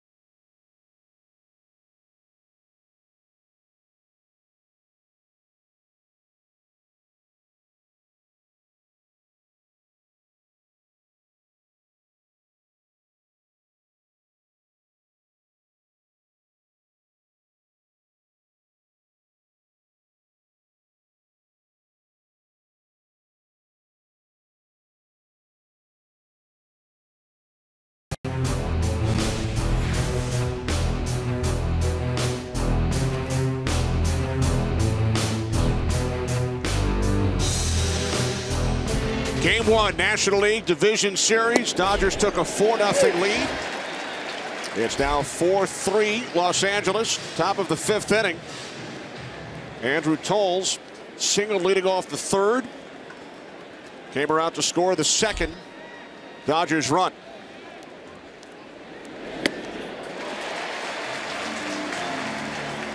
Here's Clayton Kershaw moments ago chatting with pitching coach Rick Honeycutt. Kershaw has come out into the on-deck circle.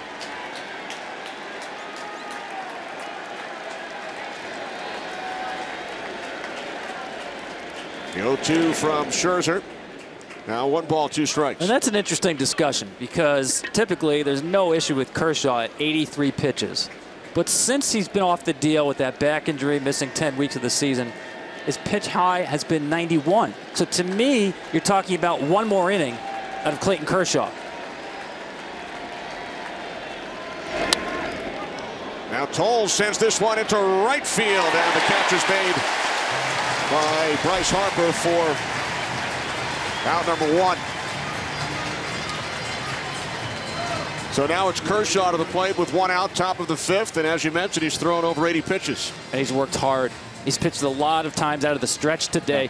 I give him this at bat because he's Clayton Kershaw. I will sign up for trading it. It's a non-high leverage at bat here. You know, runner in scoring position maybe a little bit differently, but it's Clayton Kershaw. I trust him one more time, and he's going through the middle of the order to get me through the next inning. That, and I think you got to look at it's a long series. You know, I mean, it may only be 3 games, it may be 4 or 5. You don't want to get in that pin right now this early. If I can still get another 20 pitches out of Kershaw and maybe still have the lead when he's done, I got to take those chances. Yeah, one thing the Dodgers are not afraid of, going to the bullpen. Dave Roberts made more pitching changes than any manager in history. This is the way they work. With the off days built into the postseason schedule, they don't mind picking up 4 or 5 innings. The number was 606 pitching changes during the regular season. An all-time record. I almost think with Kershaw, though, it's like getting a new car. You're not sure what the gas range is in a full tank. In the old days, you knew exactly how long you could go with Kershaw. Coming off the DL, you know, not having thrown more than 91 pitches, working so hard tonight, I'm not sure where the gas gauge reads right now with him.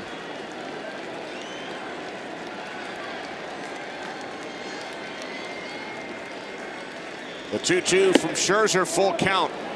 Well, it's interesting because it brings us to the point of our conversation we had with Max Scherzer yesterday about being able to be trusted and telling the manager, that's it, I'm done, or yeah, I got a little bit more. And I would think that they'd have that same thing with Clayton.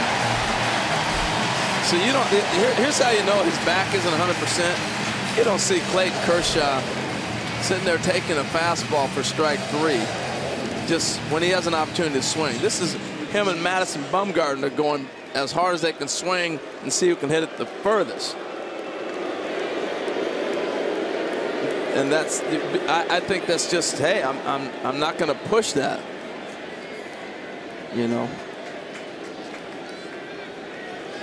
So Kershaw back in the Dodgers dugout. Here's Utley. Singled in a run back in the 3rd inning. Scherzer and Kershaw, both drafted in the 1st round back in 2006, facing each other for only the 2nd time. They matched up in September of 2008 in a game between the Dodgers and Diamondbacks. It was Scherzer's 4th career start and Kershaw's 18th. So it has been over 8 years since they pitched against one another. How about that draft? 2007, Kershaw went number 7. Tim Lincecum went number 10. Scherzer went number 11. Combined, 6 Cy Young awards. Pretty good. Luke Hochevar, 1st overall to Kansas City.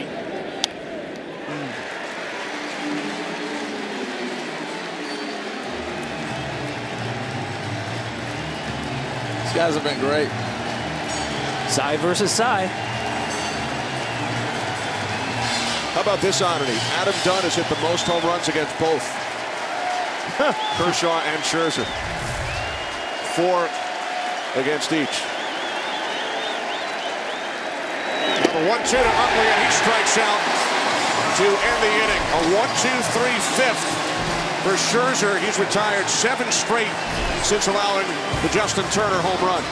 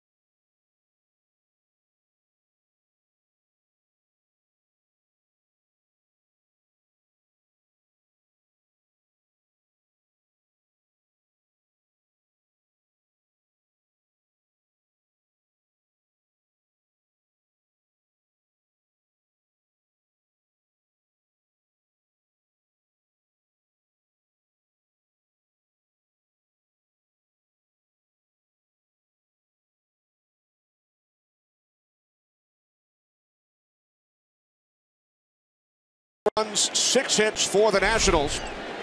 Bottom of the 5th inning at Washington as Jason Worth leads off against Clayton Kershaw. Takes a called strike. Worth struck out in the 1st inning, walked and scored in the 3rd. Nice.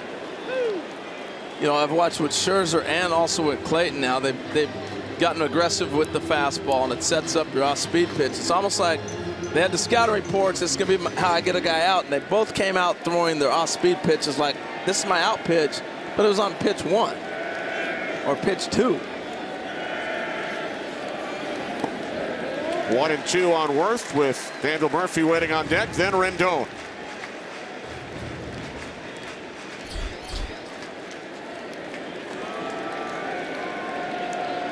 Kershaw struck out the side in the 1st. Nationals loaded the bases but could not score in the 2nd.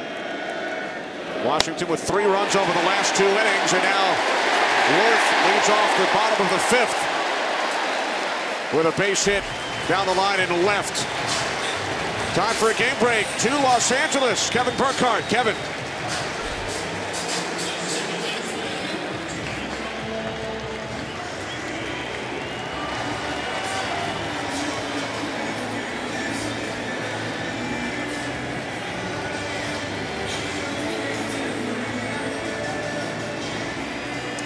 Wow, incredible. Price struggled in the postseason last year with the Toronto Blue Jays and in danger of dropping to 0-8 as a starter in the postseason. Here's Daniel Murphy. He certainly did not struggle in the postseason last year, set a major league record homering in 6 consecutive games, named the most valuable player of the National League Championship Series. I got to tell you, I'm impressed with his at-bats today for a guy who's had 3 at-bats in the last couple of weeks. I get the feeling you can wake this guy up from a nap in the middle of the winter. Hey, hit ropes. 7 seasons with the New York Mets.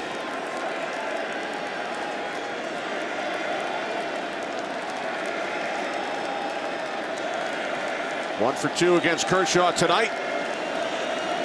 Worth takes his lead off first, and Murphy pops it up left side of the infield.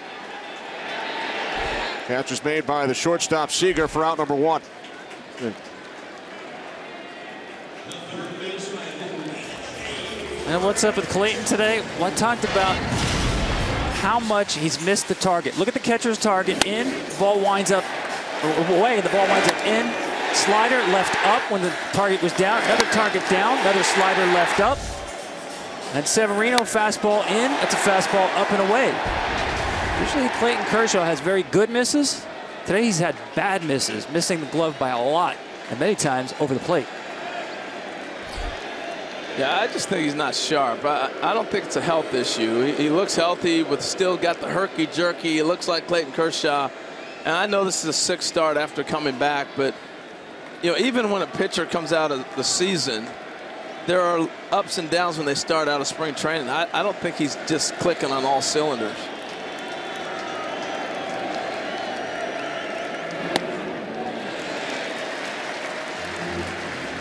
And I like the fastball, 94. He's been 93, 94, hit as high as 96, and he's got the breaking ball, the slider, and he's hanging pitches. That's the thing. He's not sharp. It's the only word I can think of. Pitch number 91 of Cumming, matching his high since returning from the disabled list. His season high prior to landing on the DL was 116. Well, let's remember, too, he sets the bar so high. We're talking about a pitcher this year with more wins than walks. He still has a lead. He somehow is battling through all these innings with runners on base, holding the game together. 12 wins, 11 walks during the regular season in 21 starts. Yeah, see, one thing they read on Kershaw, when he throws to first base, shoulders move towards the base. When he goes home, typically looks at home, and that front shoulder is the key. That starts to slide first before the feet. Front shoulder goes home.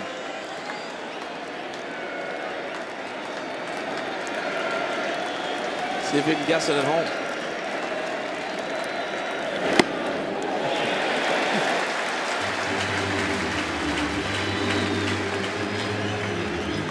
Rendon drove in the first 2 Nationals runs back in the 3rd inning. Leadoff single for Worth.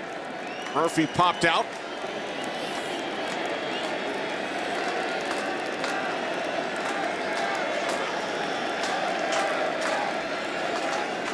And now the 2-1 to Rendon. Off the glove of a diving Turner into left field for a base hit. Second hit of the game for Rendon. Nationals with 2 on, 1 out here in the 5th. Game of inches. See Turner creeping in just a little bit. Wants to be a double play depth, and they just can't quite get it. Now you're starting to see some movement in the Dodger bullpen. Taking them a little while. Joe Blanton. Well, to me, guys, the radar gun lies when it comes to trying to determine when a pitcher is fatigued. To me, the better indicator is the catcher's glove. And Grandal's glove has had to move too much today from target to actual location. And that Nationals dugout getting top step again, knowing they smell they have a pitcher in trouble. Zimmerman 2 for 2 today. In our conversation with Kershaw yesterday, he brought up Zimmerman as one of the Nationals who have given him trouble through the years. That's a step off by Kershaw because they moved the defense on him. So you want to get your defense a chance to set up. I don't think it was as much as miscommunication, but it was Adrian Gonzalez at the last second ran Look how far he is from first base. That last shot we had was amazing. He is so far off the base, but they're playing Zimmerman to pull. I mean, he's almost playing like a second baseman and still walking towards the middle of the diamond. Look at this.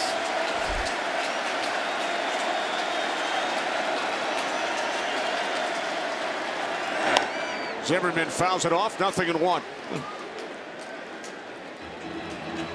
But Tom, I thought it was interesting where you said that Kershaw uses so many combinations of signs. And that has to be over time working with the guy to figure all that out, because it's not just one indicator you're working with. So when you have a runner at second base, you got to be on point. Yeah, it reminds me of Roger Clemens, another guy who wouldn't change signs just once in a while. In between pitches, they would switch up signs, as Kershaw also does. Blocked by Grandal. I played with a guy, Mark Langston, and he used what we called scoreboard signs. 0-0, 1-1, 2-2 was the first pitch. Anything 1-2, 2-1 like that was second pitch. 0-1, 0-2, third pitch. You know, so third sign. Yeah, so those are the indicators for him throughout his called scoreboard. We went by the pitch count.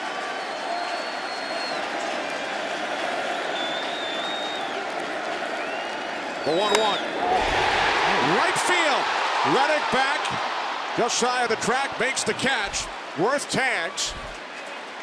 He is in at third. And the Nationals have runners on the corners with 2 outs.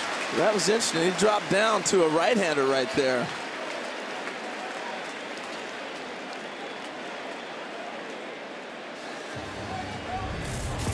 Well, Clayton Kershaw got off to a great start this season. 11-1, 9-10 strikeout games.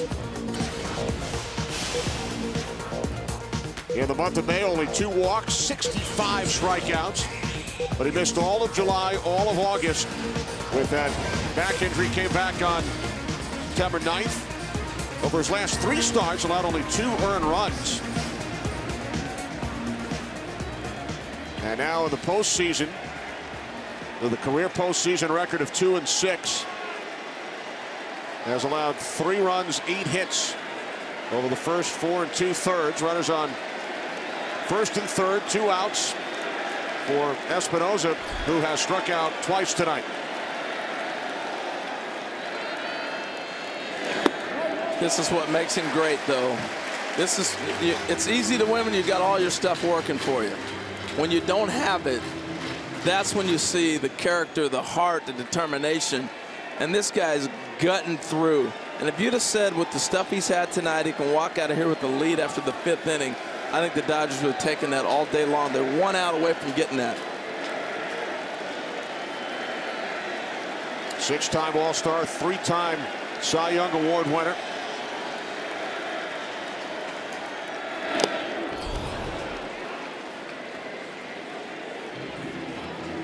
Well, Danny had a pitch to hit right there.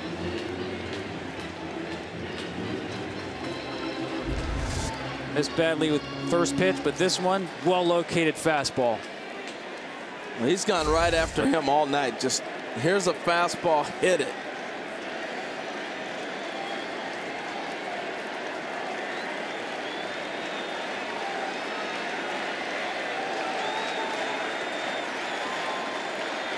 Runners on the corners, 2 outs. This will be pitch number 99 from Kershaw tonight. It's a good move right there, because Worth is creeping down the line. Espinosa's been dominated by Kershaw tonight. They may try to steal a run. You don't know with the double steal. So that's just another look to maybe freeze the runners, keep them a little bit closer, and get a different look to reset your defense. We saw the double steal back in the 3rd inning, which helped lead to a pair of Washington Nationals runs. A 1-1. And a 2-1 on Espinosa. That gas gauge I talked about, the warning light, is officially on right now. Clayton Kershaw, one of the hardest working players in all of baseball. Now is the time. 100th pitch coming up. All that work in the weight room, all that running. Try to draw from that to execute one last pitch.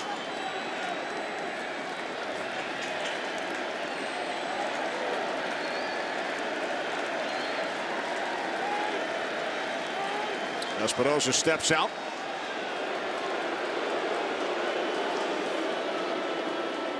You see how focused he was? He didn't even know what was going on. He's so locked in on executing this pitch that Espinosa had stepped out. Gonzalez called time at first, and he was still getting ready to deliver his pitch. Espinosa trying to get something out of his right eye. Now steps back in.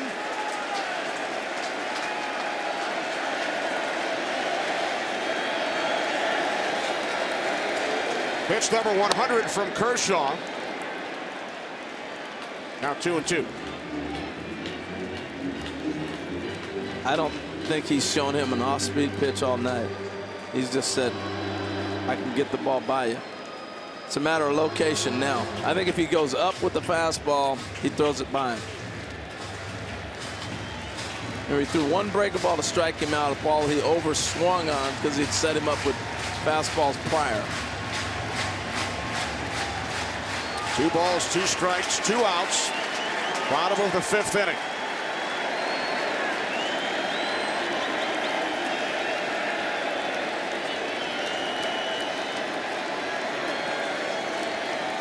The 2-2 from Kershaw, and Espinosa strikes out for the 3rd time tonight to end the inning as the Nationals strand 2.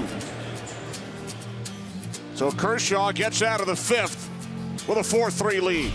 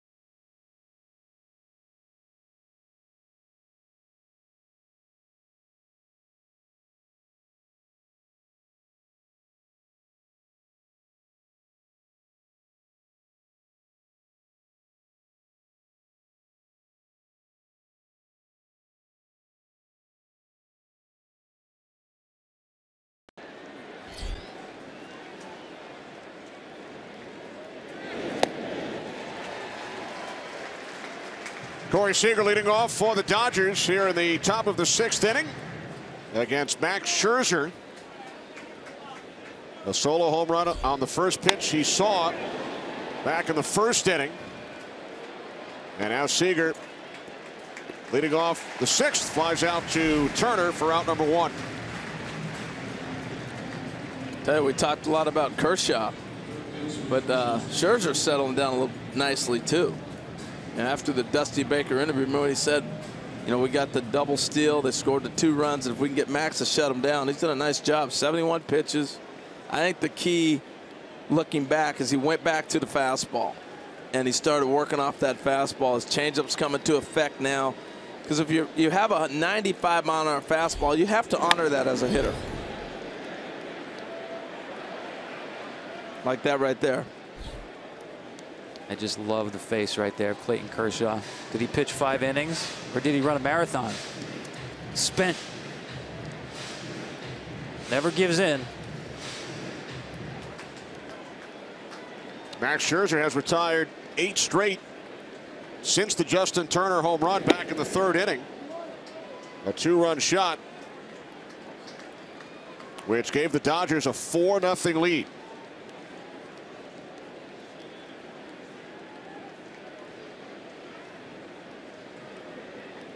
The 1-1 to Turner. Ball 2. Well, Kenny, you were talking about those breaking balls. That was the first one he's thrown to him since. But the first one, remember this one, it hit him. It didn't break back over the plate. And Justin's looking out over for that breaking pitch to break over.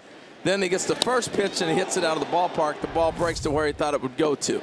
It's that little small fraction of time as a hitter where you're able to see that ball and you know where you're looking, that spot you're looking for that ball to get to.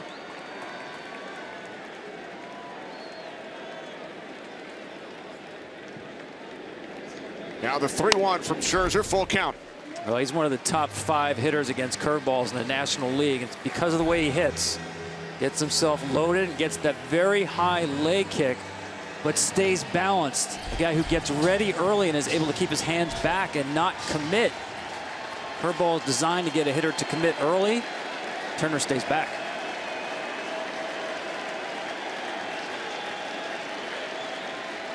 Payoff pitch from Scherzer. Up the middle, base hit center field. Second hit for Turner. 1-out base runner for the Dodgers.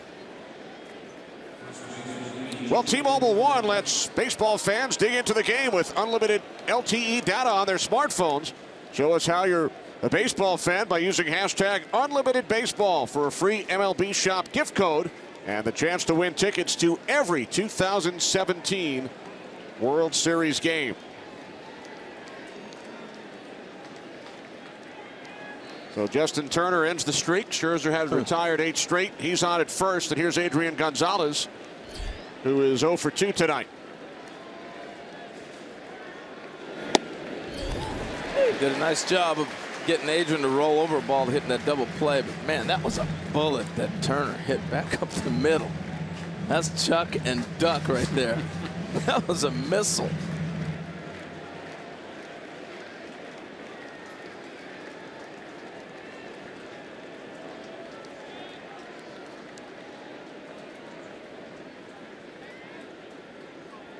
Oh, 1 to Gonzalez, 0-2. Dodgers finished in first place in the National League West for the 4th consecutive season. Lost in the division series to the Mets last year, to the Cardinals in 2014. It was a challenging season for Los Angeles. 28 players on the disabled list. They used 15 starting pitchers. So here they are, the only team in the postseason each of the last 4 years. And they lead game 1, 4-3. Nice. Take what they give you right there. Ball away, just tried to hang in there. Adrian Gonzalez, for being a power hitter, Tom, he's almost a throwback. A rarity that can really cover the plate, and he just fights this ball off. Well, he's 2 hitters. With nobody on base, he's a power hitter, pull hitter. You put runners on base, he's an average hitter. Average goes up with runners on base because he cuts down the swing, uses more of the field.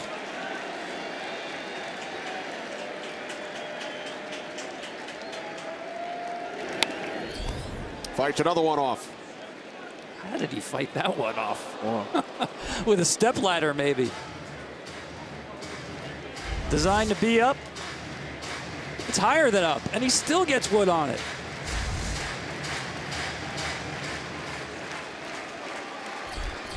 Yeah, he's trying to waste one right there.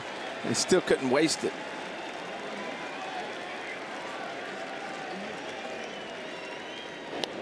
That's a throw to first because he's not sure what he wanted to throw him. After a guy fouls off a ball out into the other batter's box and then one above his head, you have to question, do I want to throw him another fastball?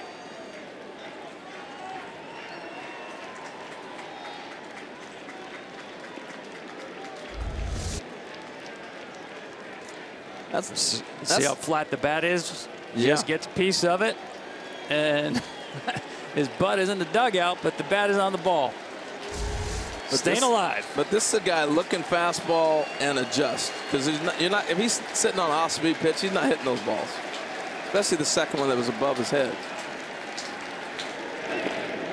Well, he had him set up for the change, and Adrian wasn't biting on that. I'll be honest with you, during this approach here with Gonzalez, I'm not sure that I would shift as much as the Nationals are shifting right now, with Espinosa tight to second base. That's an interesting cone that they have out on the field. There's certain pockets that are there, but they've kind of shifted a normal infield, not all the way tilted to the right, but just up the middle, shade in the middle. The 1-2 to Gonzalez, and it gets away from Severino, allowing Turner to advance.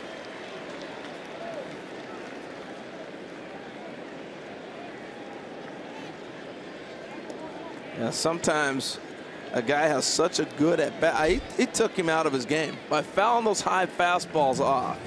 It made him change. He came back with the changeup and a breaking ball there. I think he would have continued to stay hard fastball had he not fouled off that really high one. When a guy catches up to a high fastball like that, that's 94, 95, that makes you second guess your fastball. Yeah, I think he's working without his best slider today. To me, his best secondary pitch has been the changeup. Typically, it's the slider. That's a pitch batters hit only 144 against, but he hasn't been able to locate it, as you saw with that last pitch. Turner at second following the wild pitch. And now the 2-2 from Scherzer. On the ground to the right side. Turner moves to third as Gonzalez grounds out 2 away.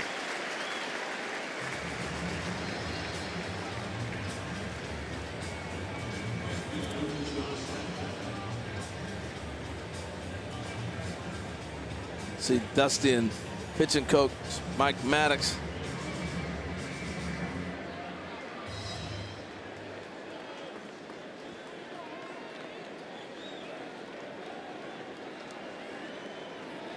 The other thing that happens, Tom, when that high fastball, Adrian Gonzalez made the coaches realize that fastball's not getting by people right now.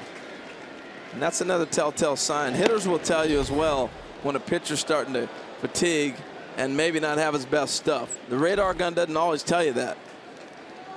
Well, Zipchinski's up in the bullpen, but Dusty and I would rather have Scherzer on Reddick than Zipchinski on Puig. Blake Treinen, the right-hander. Zipchinski, the left-hander. Reddick 0 for 2 tonight.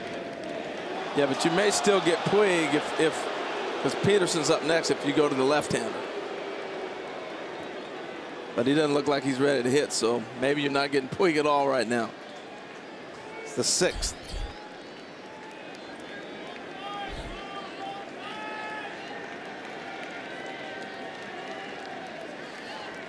The 2-0 from Scherzer. Swing and a miss by Reddick, 2-1. Beauty. This is going to be one of his better games as far as the changeup goes. You're in trouble, fastball count, and you can go to a changeup that good. That's a weapon.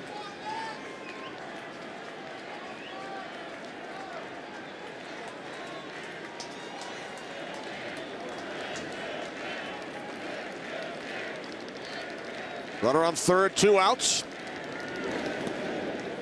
Ball 3, 3-1.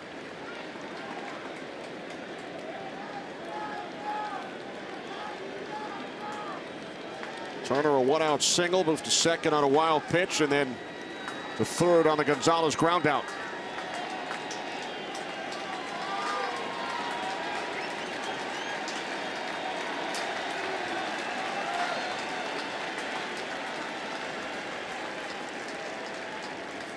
The 3-1 to Reddick. Full count. Boy, the changeup 2-0 fooled him. He's looking changeup right there. Because he threw a fastball groove 3-1.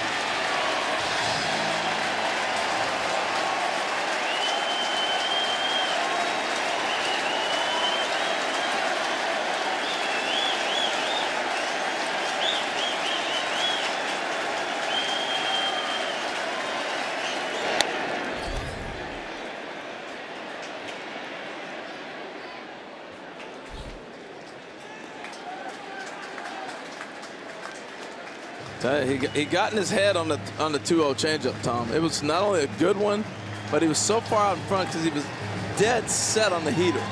And then to take the 3-1 fastball, that's frustrating as a hitter. And he barely fouled that off. I don't know where Josh is at right now in being able to pick up a pitch. The changeup's a good pitch right here to me.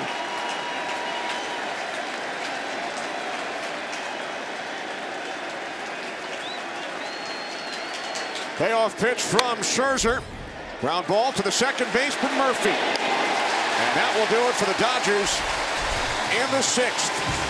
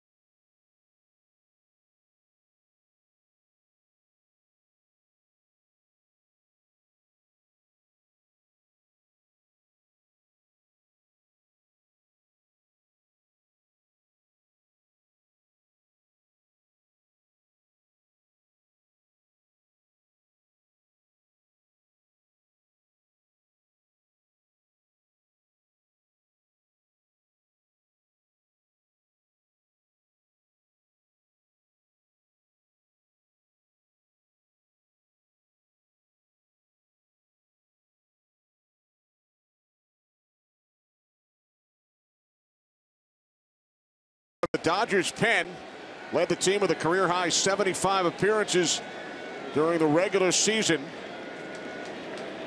Facing Severino, who doubled, came around to score his last time up back in the 4th inning. Our AT&T call to the bullpen. So the Dodgers make the call to the AT&T pen, and it's Joe Blanton on in relief of Clayton Kershaw, who allowed 3 runs on 8 hits in 5 innings. Spin master, I call him, Harold. Loves to throw curveballs first pitches. Did that to his first batter. Slider and curveball. It's incredible spin rate, incredible movement on it. Rescued his career. a career which includes a World Series championship with the Phillies back in 2008. He won Game 4 of that World Series and also became the first pitcher to hit a home run in a World Series game since 1974. Nobody out in the on-deck circle. Scherzer due up next. Well, I think if he'd have got on right here, you'd have seen Scherzer go up and bunt and move the runner up. But since he doesn't, then you're going to see Stephen Drew or somebody. Nope. Defoe is going to be pinch hitting. You want to save Drew for later. Defoe.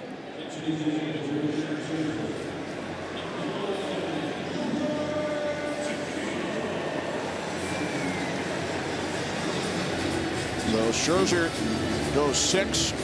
Kershaw goes 5. And it is Defoe to pinch hit with 1 out here in the bottom of the 6th inning, and a visit to the mound from pitching coach Rick Honeycutt.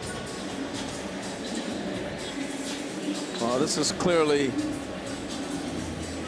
letting you know who Defoe is, because Defoe hasn't had a whole lot of at-bats. I guess the pitcher's meeting was too long ago. You have to remind the pitcher. This is how we pitch him.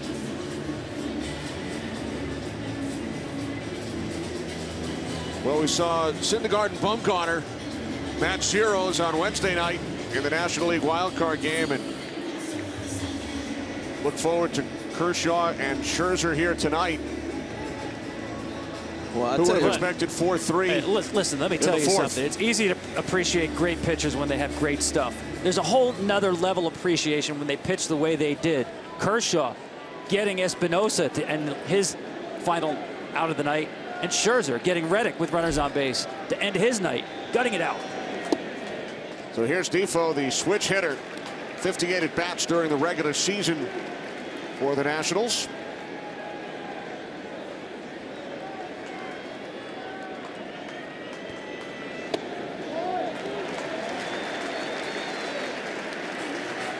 What makes a pitcher great is always not just great stuff, but the art of pitching.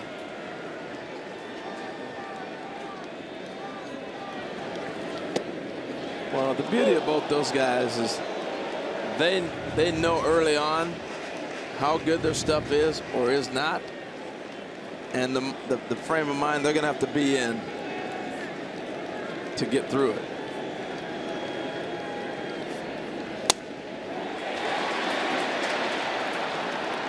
Two away as Defoe pops out to the shortstop, Corey Seager.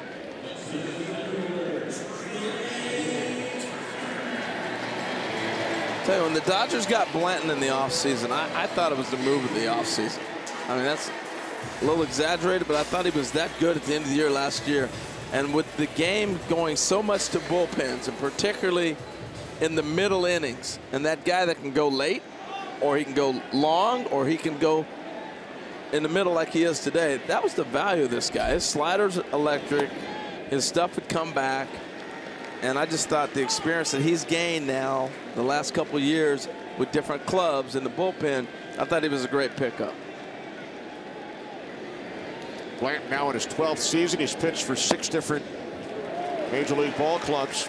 Trey Turner at the plate with 2 outs. Struck out twice and then drove in a run with a sacrifice fly in the 4th inning.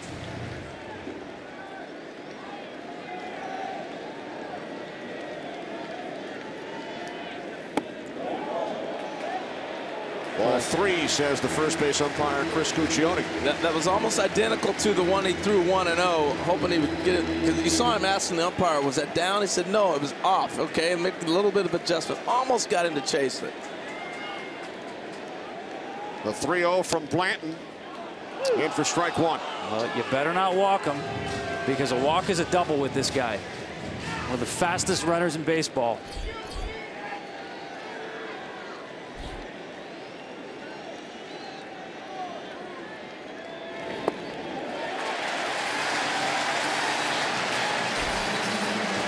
How fast is this guy? StatCast, powered by Amazon Web Services, will tell us. Watch him run out this triple here. Now he's going to turn it into gear. 2 of the 3 fastest maximum speeds on triples this year. Trey Turner owns it. Jason Worth calls him Triples Trey. Well, they're going to double switch right here, it looks like, huh? Want to bring the lefty against Harper, and you also stop Turner from running. So that's, we could go to right. Grant Dayton out of the Dodger pen, and there's Yasiel Puig heading out to right field.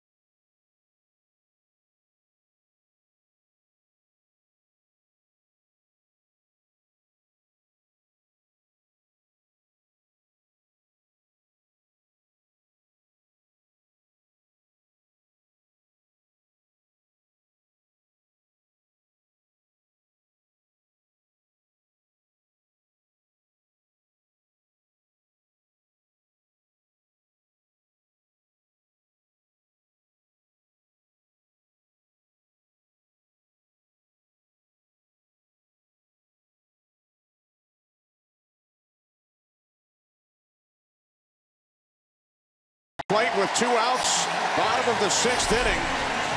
And the Dodgers leading the Nationals 4-3 in Game 1 of the National League Division Series. Harper will face the 28-year-old rookie left-hander Grant Dayton, who made his big league debut on July 22nd and is one of 7 rookies on the Dodgers postseason roster for this NLDS. And he has an disappearing four-seam fastball. He throws it a lot. It's not that hard, 93. Batter's hitting 138 against his four-seam fastball. What I find interesting here is, do you let Trey Turner run? And I say yeah. And if Bryce Harper's hitting and he gets a fastball, he wants to drive, I let him swing. But I go ahead and force the action. They're not going to walk Harper because he's still second in this situation. They brought this lefty in to face him. I agree with you. I think the Dodgers like this matchup. We've talked about Bryce Harper against fastballs up. Hit 198 this year against four-seam fastballs.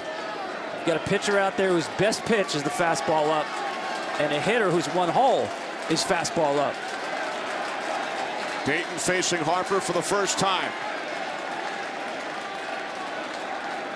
The 1-0. And keep it in that spot right there. That's the spot Kershaw attacked early. When he missed in, that's when Harper jumped him. I'm back looking at this running game, and you know, you had 2 pitches now to really measure him and see what he does at first base. And if Turner runs and happens to make an out, Harper leads off next half inning. The 1-1 from Dayton. Now 1-2. And that one leaked over the plate a little more, and you saw Bryce thought he had it. That's the area Dayton wants to go to. Tried to get back there. Watch this one leak over the plate, and watch Bryce's reaction. And there's the difference. Great low ball hitter. Got to run now. 1-2 on your hitter, a guy you want at the plate with a good count to hit in. I'll tell you what, Davey Lopes, you see him walking in talking to Trey Turner, he is the maestro. He tells you when to go, what to look for. Remember, this guy had basically a 90% stolen base percentage when he was playing ball. He was phenomenal himself. But I played with Davey as a first base coach in Baltimore. He will tell you, go.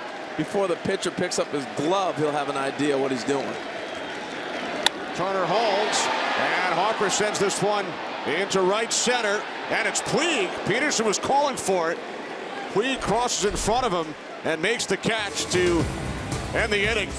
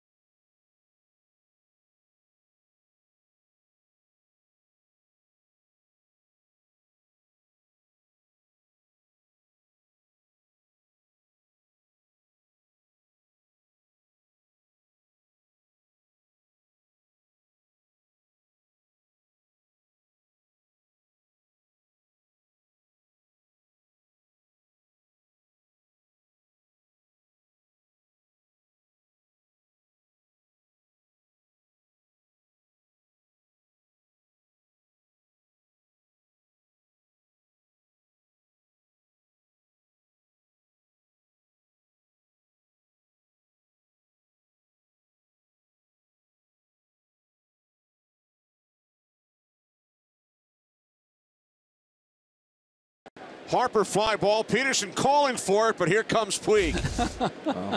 I'm laughing because Dave Roberts told us before the game that Yasiel Puig was going to impact this series. He almost impacted Jock Peterson into next week. And guess who leads off for the Dodgers? Happy to be doing so in one piece. Against the left-hander Sammy Solis. On in relief of Max Scherzer, who went 6 innings, allowing 4 runs on 5 hits. Now, you guys know we've done enough playoff games together. The volume in a playoff ballpark is so different than the regular season. That's a Bryce Harper fly ball. Everybody thinks it's a home run. They're all screaming. So hand signals become very important. And that's why he almost had a collision there, if you ask me. They're a little bit further apart than it looks like on TV. By the time they get close, yeah, but there's a point of no return where you got to catch that ball. And it's a lot louder. As soon as Bryce hit that ball, everybody thought it was a home run because it's a fly ball, and they're all screaming.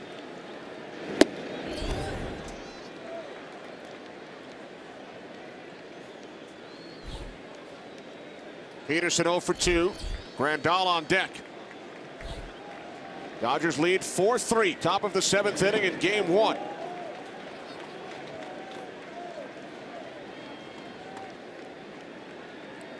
You know, towards the end of the season, Jock Peterson got to face a lot more left-handers.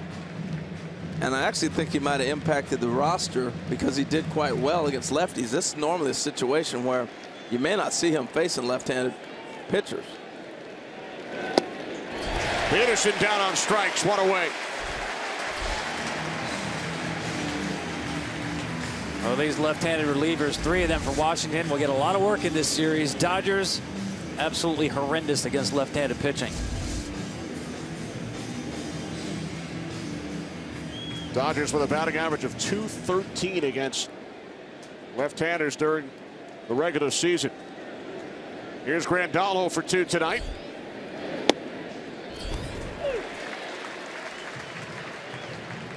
And you see Solis, one of the rare relief pitchers, pitches out of the windup with nobody on base. He's got the stuff to get right-handers out as well. Good changeup. He's got that fastball busting in. He's got a funky motion, tough to pick up. Little short arm sling to it. And I can see where that would be tough to pick that changeup up, Tom, because you got the arm speed is what you read as a hitter. There it is right there. And it's got such great whip to it that it looks like a fastball out of his hand.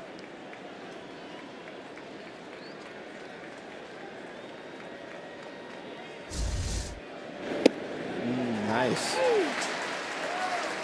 Back-to-back changeups. He's going to play a big role in this series. He is not just a matchup lefty. He can get you multiple innings. Tolles on deck, the 2-2.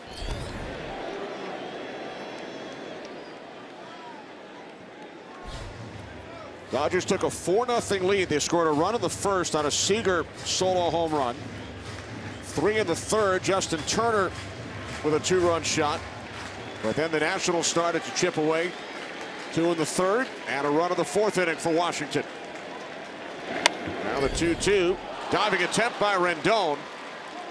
Base hit into left field off the bat of Grandal. So a 1-out base runner for the Dodgers as we check in with JP Morosi. JP.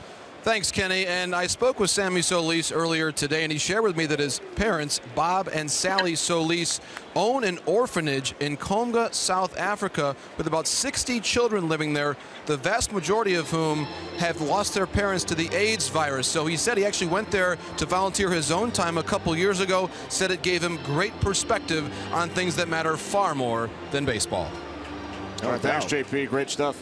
You know, yeah, that puts it in perspective real quick. Clayton Kershaw, very active as well. And we talked about him yesterday, with all the stuff he and his wife are doing. And it gives you a different perspective of how fortunate we are in this country.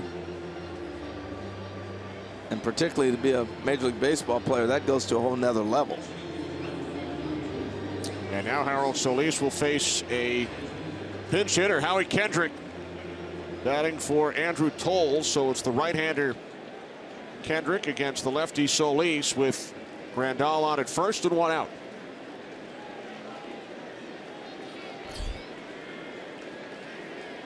Kendrick, the longtime Angel, now in his 2nd season with the Dodgers. First pitch, slow roller to the right side. Kendrick retired as Grandal moves to 2nd. You know, it's interesting talking to Daniel Murphy, and we were talking about his days in New York with some defensive miscues that he had, and you know, the perspective right there of a lot of guys don't want to talk about when you make bad plays. He's not afraid to face it head on, and he was talking about Familia right now and how he kind of got a bad rap in the postseason. He said, you look back, I caused 2 major errors for that guy that put him in bad situations. And I think that kind of experience, when you have that happen, then it gives you a different perspective. You saw him smother that ball right there. He made a nice play earlier, a couple plays, but he's really, to me, making sure, if anything, I'm knocking the ball down. And now with Puig at the plate, he will be intentionally walked. Yasiel Puig, who was sent down to AAA Oklahoma City August 2nd, played in 19 games. Recalled by the Dodgers on September 2nd. So Puig to first. And now Chase Utley, who is 1 for 3, struck out twice, singled in a run back in the 3rd inning. Well, Tom, you were talking about how the Dodgers have struggled against left-handers. This is one of the things you do. You force their lefties to have to hit against guys that are specialists out of the bullpen, matchup guys, or a guy like Solis with overpowering stuff. Yeah, Utley is hitting just 154 against left-handed pitching. It's the matchup Dusty Baker wants.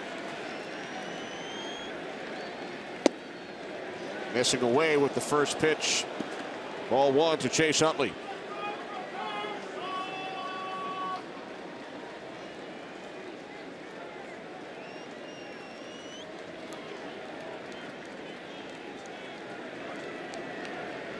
Four 3 Dodgers, top of the 7th inning. 2 outs.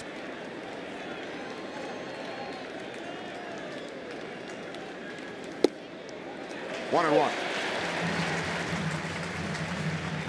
Well, this is the guy you want to get, because you don't want to get to Seager.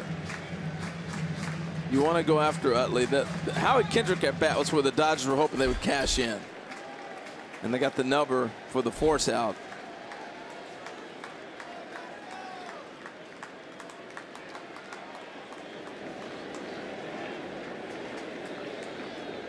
A 1-1 from Solis. 2 balls, 1 strike. As you saw right there, his changeup so good, not afraid to throw it to lefties as well.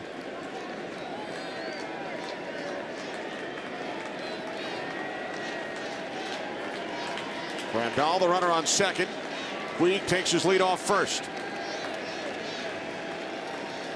The 2-1 to Utley. Ground ball to the second baseman. Murphy got some trouble getting it out of his glove, but Utley is retired. So the Dodgers strand 2 in the 7th, maintain a 4-3 lead on the Washington Nationals in Game 1 of the National League Division Series here at Nationals Park. Game 2, 4 Eastern tomorrow. We'll have it for you right here on FS1. 7th inning stretch time, and that means God Bless America with the U.S. Army Chorus Quartet.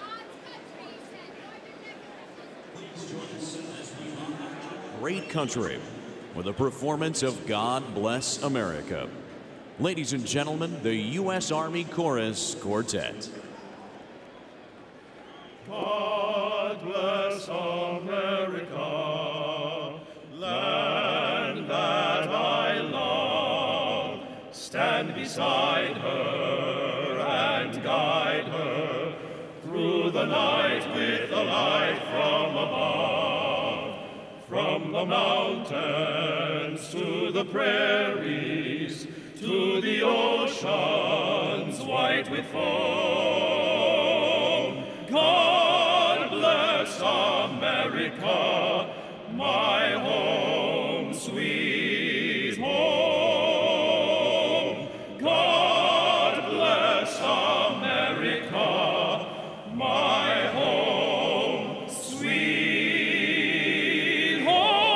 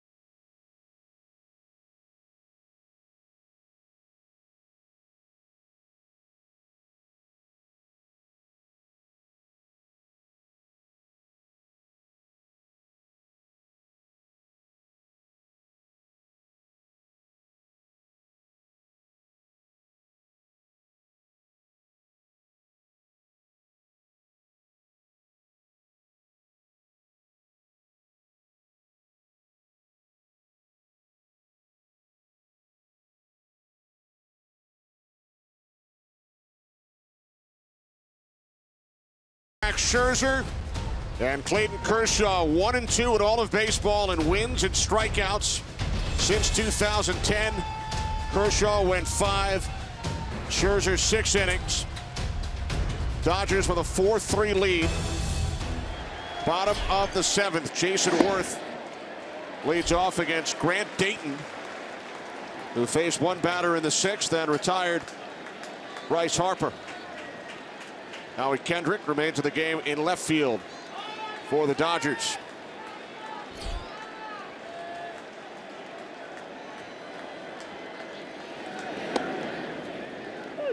Well, this is when it gets interesting. Now moving forward in the rest of the game, how they're going to end it out, how are you going to be able to shut it down, what moves will they make to score runs or prevent runs. We saw Dayton start Worth 2 breaking balls. We talked about what a good fastball hitter is. The mystery of his four-seam fastball will be tested severely these next 2 hitters. Worth and Daniel Murphy, the 2 best fastball hitters on his Nationals team. And Worth saying right there, that fastball's up. Well, he saw it and recognized it early. So he was looking for that fastball. Watch how quick he gives up on this pitch.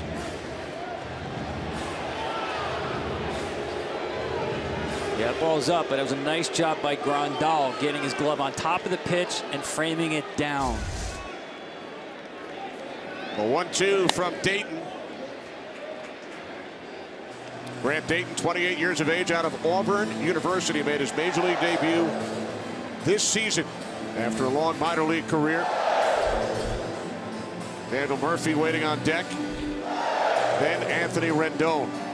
This guy was cut DFA'd by the Marlins a year and a half ago. Major league hitters pound fastballs, but they don't hit his fastball.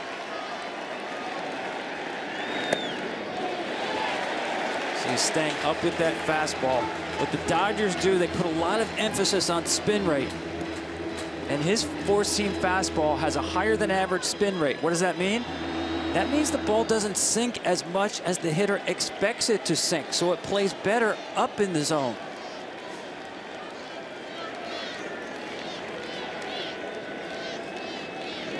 Like that.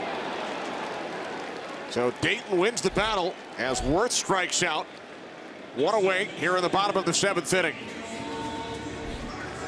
Our game summary brought to you by Bud Light. Corey Seager, the youngest Dodger, with a postseason home run on the first pitch he saw in the 1st inning.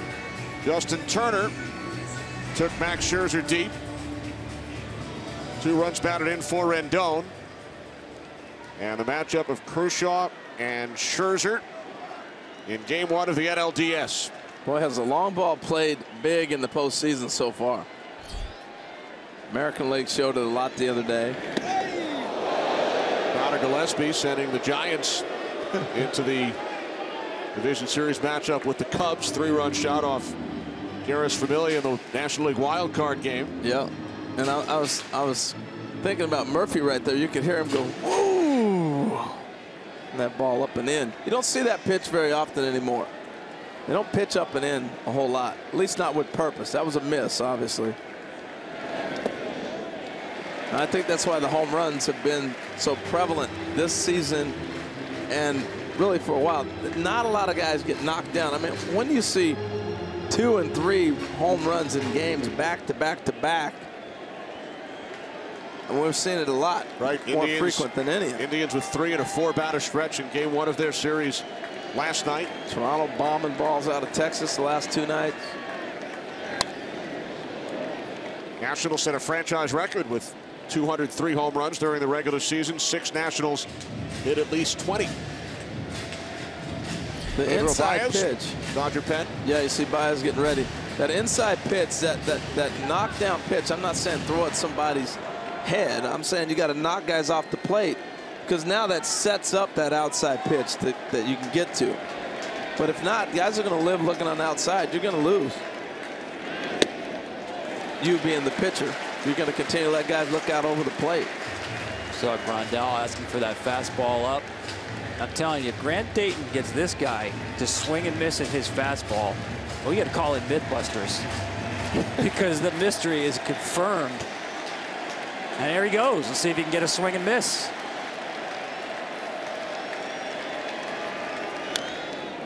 Swinging a foul ball. It's down. You got it up. If it's down, it's trouble. 486 fastballs in the zone to Daniel Murphy this year.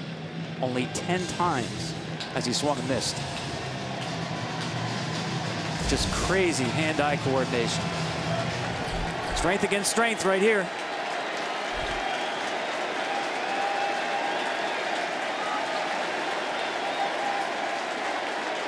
Payoff pitch from Dayton. Murphy takes ball 4.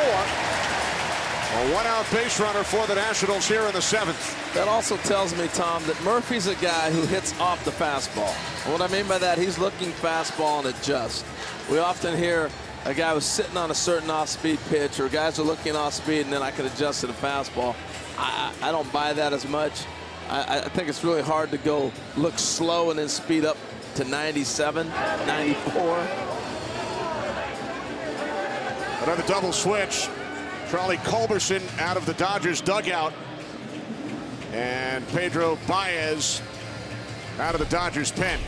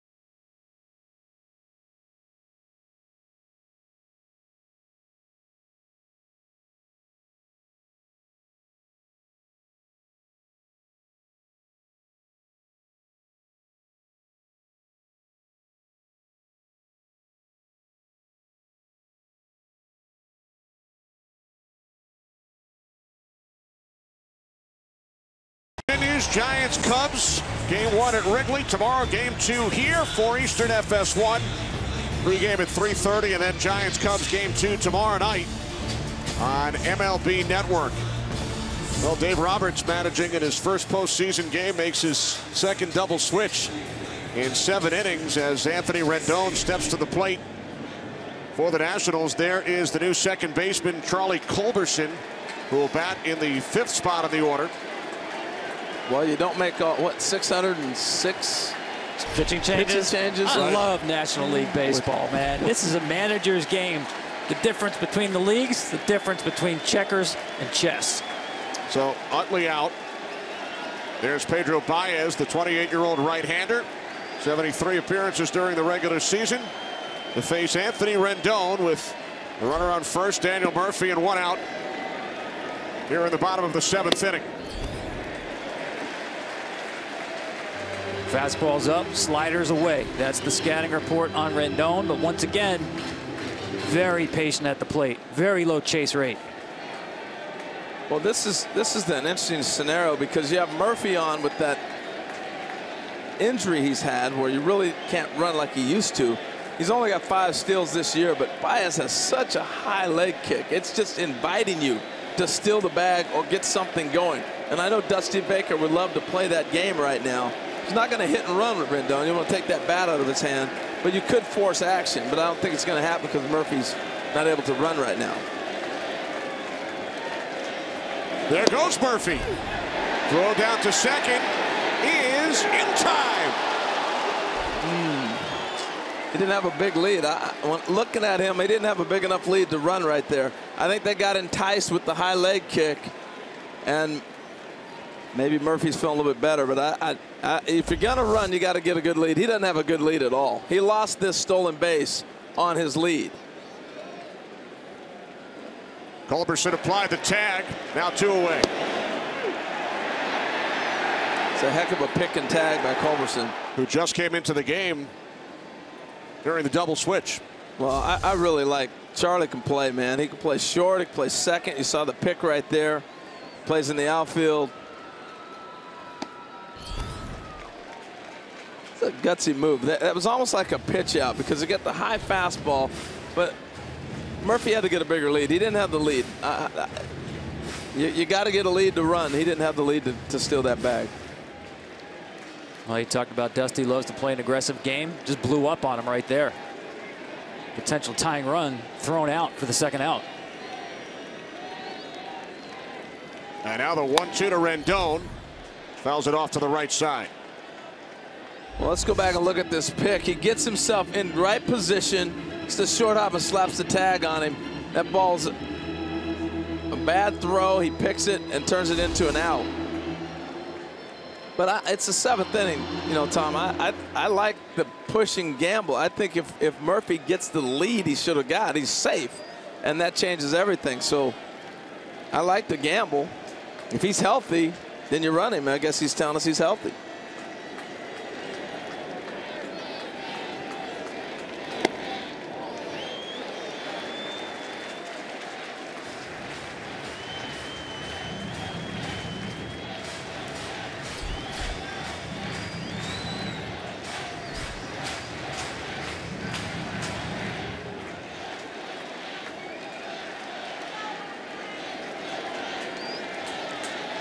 Looking for the lucky spot in the dugout. He moved down to the other end.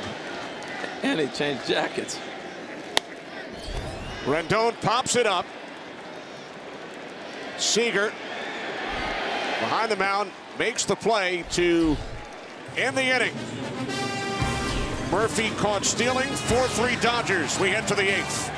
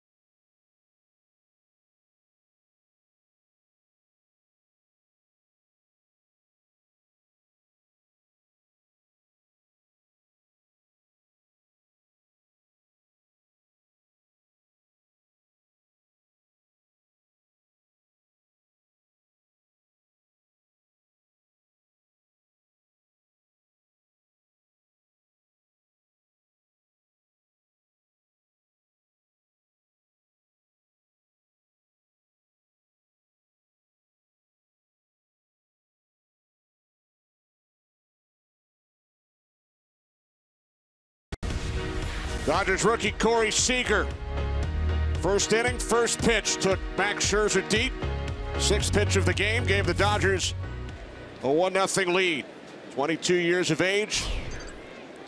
What a season. Finished 7th in the National League with a batting average of .308. Set a Dodgers franchise record for home runs by a shortstop. Not just a rookie shortstop, any shortstop in franchise history.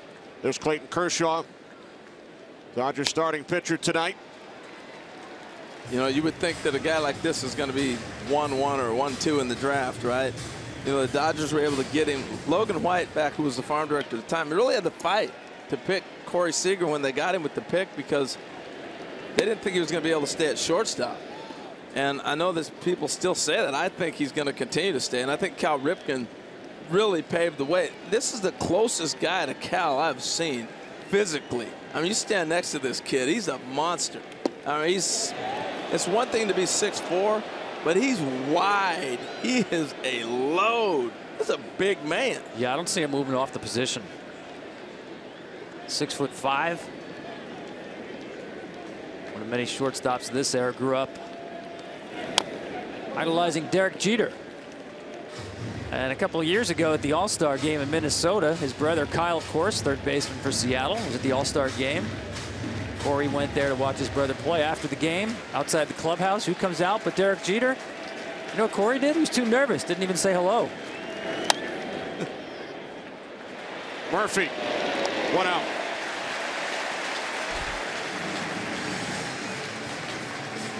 Well, when we're talking about the shortstop, Corey Seager, you got to bring up Trey Turner with the year he's had, because this is going to be the conversation of Rookie of the Year. Now, look, Corey Seager's going to win it. Unanimously. Unanimously. He may, you know, who knows? Trey may get some votes from somebody out of Washington, but he's had a phenomenal half a season he's put together.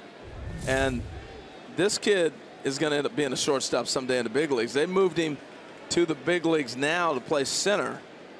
And it was a real simple conversation Mike Rizzo had with him. He said, look, you can play shortstop in AAA. All you want, we'll leave you there. Or you can come to the big leagues and play center right now. And sent Gary Thurman down to work with him. He worked about a week, and they said, all right, he's ready to play games. And before you know it, he's up in the big leagues, and he's had an impact on this team. And I really think because of him getting called up, Tom, you can finish this off, but I think that's why the Nationals are here. No doubt about it. Changed the dynamic of this team offensively. Justin Turner, deep left center. On the run, making the catch is Jason Worth for out number 2. What a great play. He went a long ways to go get that ball, considering where he started. It doesn't look like he's going a long ways because he's so lanky and his long, gaping stride, but he's not even in your picture yet. This ball's a gapper. He's made the adjustment to left field. Remember, this guy's been one of the premier right fielders for a number of years in the big leagues, and had to go ahead and make that turn. And how about the gentlemanly response from Justin Turner? And then Jason Worth tipped his cap back.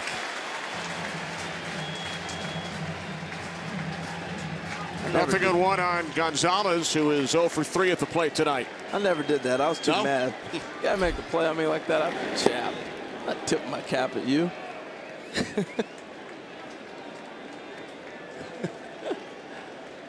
Well, it depends whether you have the lead or not. True. You're down 4-3. I don't think you're tipping your helmet. That's true. And Turner, a big reason why the Dodgers have the lead, as Gonzalez grounds out to end the inning. Middle of the 8th in Washington. A tip of the cap from Justin Turner saluting Jason Worth.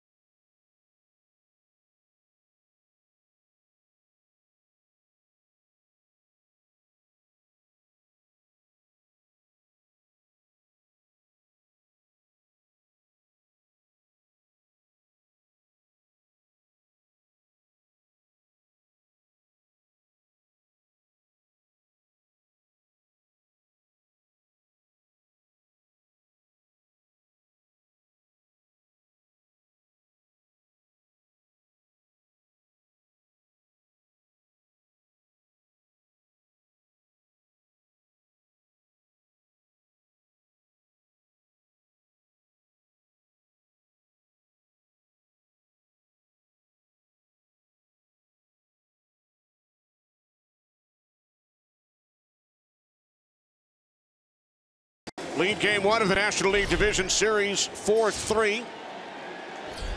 There's Kenley Jansen, 47 saves during the regular season up in the Dodgers pen. Pedro Baez, the fourth Dodgers pitcher tonight.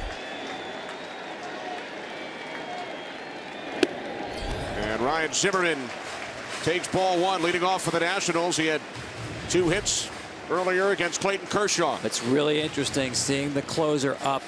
6 outs to go. Kenley Jansen got 4 outs 5 times this year. 5 outs just once. Dave Roberts not afraid to manage aggressively with his closer. Zimmerman sends this one into left. And the catch is made by Kendrick for out number 1.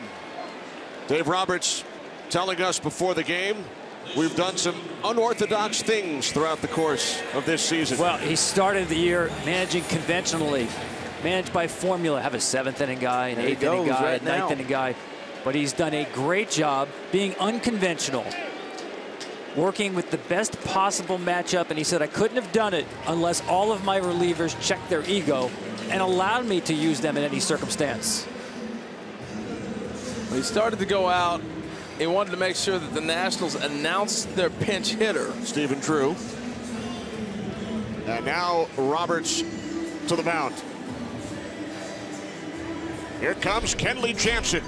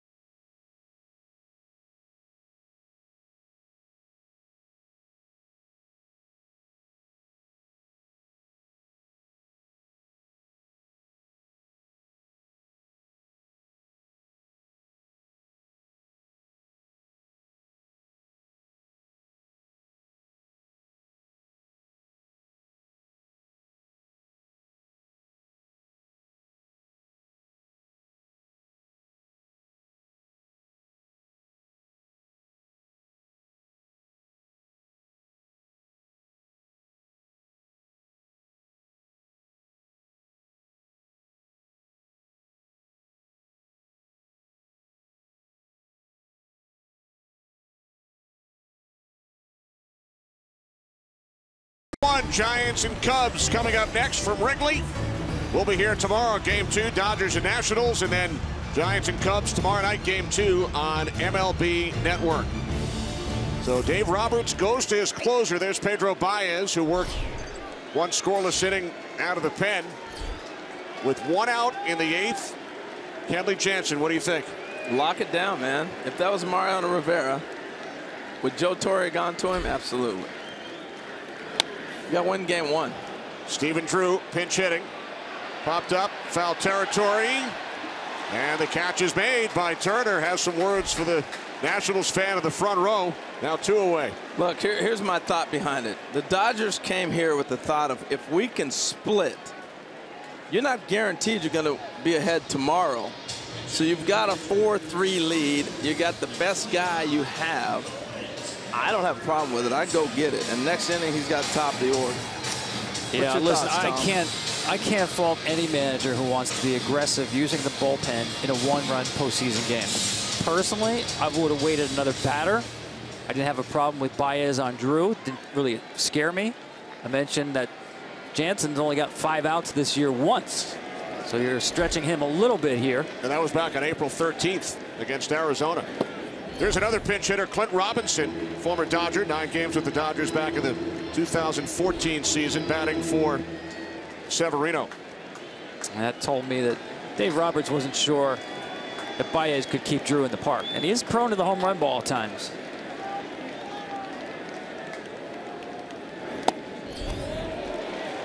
Well, you mentioned Mariano, Harold, and you could see the action on that cutter. Almost all cutters, Kenley Jansen. Yeah, that's where the comparison came from.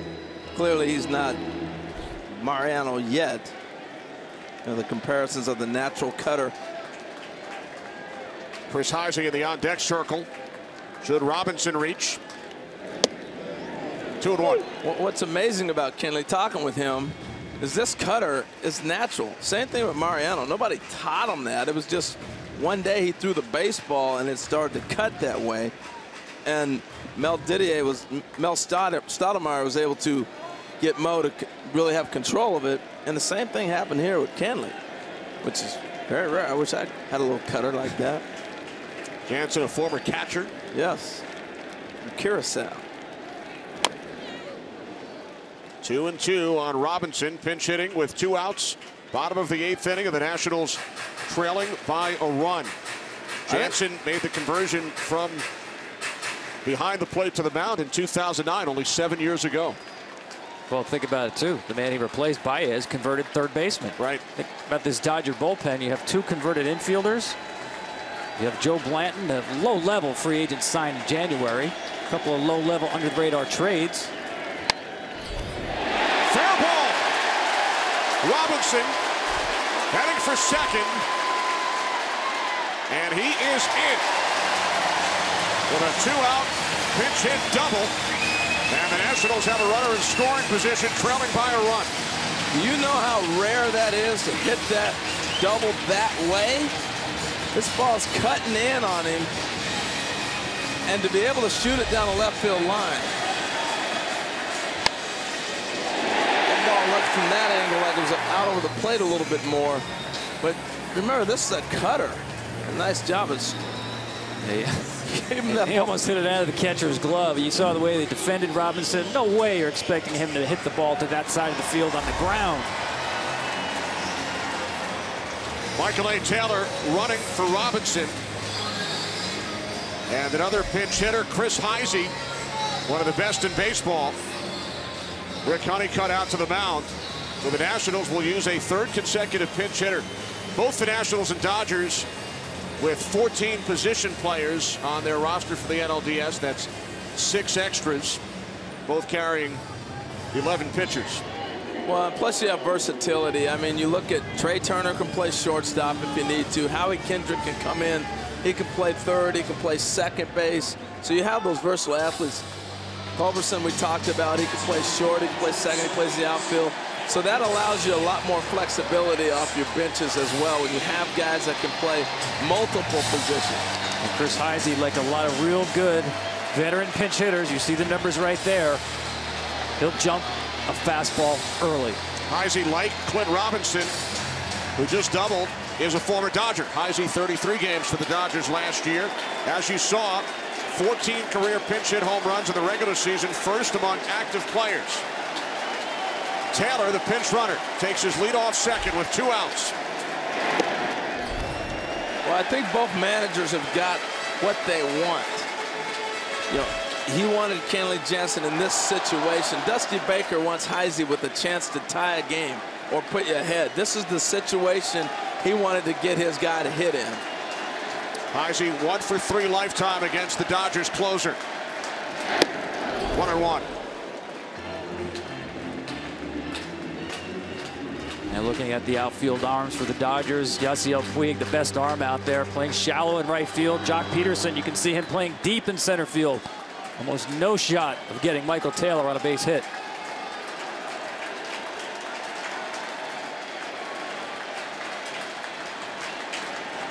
The 1-1 from Jansen. Missing inside, ball 2. Now he can manipulate the cutter where it cuts a little bit bigger and it will look like a slider, or he can make it real tight spin like that one right there that stays in on the hands of the right-hander.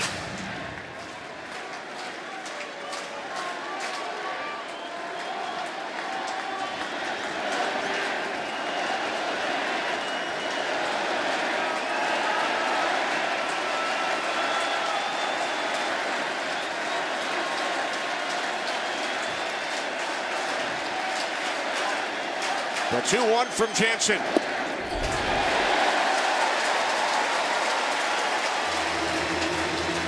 Seen the ball pretty good right there. That was a pretty good pitch to lay off. Yeah, you can see that Grandal's wanted fastballs, cutters up.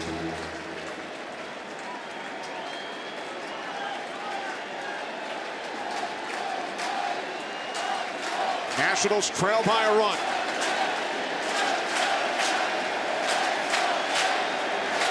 Taylor takes his lead off second.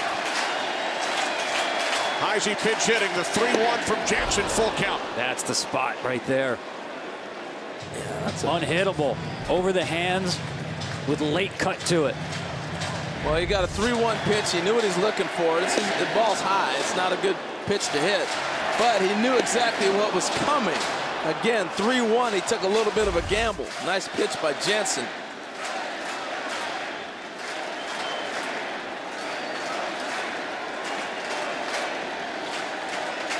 Payoff pitch from Jansen. Call strike 3. Heisey down on strikes to end the inning. And we move to the 9th in Washington. Changing the eye level right there. Went up high and then came back down low to get the strike.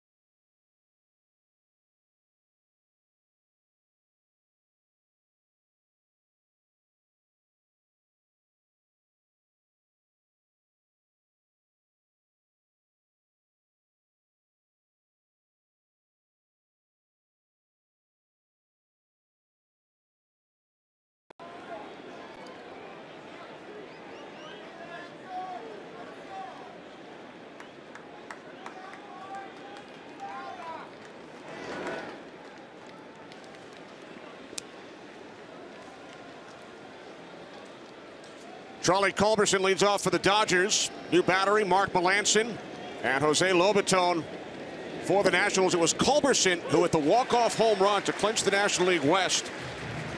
Vin Scully's final call of a home game at Dodger Stadium. Culberson asked Vin Scully to sign the bat for him a couple of days later, which he did. That's something he'll never forget. Pretty impressive moment. Here's the 0-1 from Melanson. And check this out. Culberson's grandfather, Leon, played for the Washington Senators, 1948. Vin Scully games? worked here in Washington at WTOP Radio the next year in 49. His first job out of Fordham. Saw Drew now at shortstop for the Nationals. Here's the 1-1 to Culberson. And it gets even better, guys. His grandfather was a Red Sox. 1946 World Series. He fielded the ball on the play which led to Enos Slaughter's mad dash. Slaughter scoring the winning run in Game 7 of the 46 World Series. Leon Culberson fielded that ball. And now his grandson Charlie, 1 week shy of 70 years later, a postseason at bat here in Washington. A 1-2. In for a called strike 3. One away. As we head to Los Angeles for a game break, Kevin Burkhardt.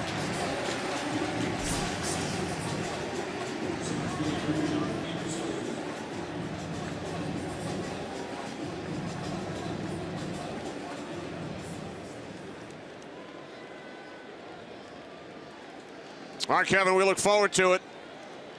1 out, top of the 9th inning. Cueto and Lester at Wrigley, game 1. Now, if you tell me Lester's great-grandfather or somebody was there when the Cubs last won, we got to stop this broadcast. That's it. You're out of luck. Okay.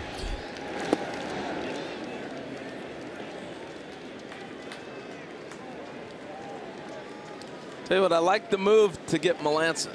That was solidified a lot of things here in Washington. Coming over from the Pittsburgh Pirates. Throwing a few more breaking balls than I'm used to seeing him. He's a guy usually, here was my fastball, dare you to get it, and it's made him a little more difficult to hit, obviously. You can throw breaking balls for strikes now. Yeah, I like Jansen, too. He's got a great cutter. There it is. By the way, with Lobaton behind the plate after Severino was pinch hit for in the last half inning, the Nationals are out of position players. They have used all 6. I told you it was a chess match.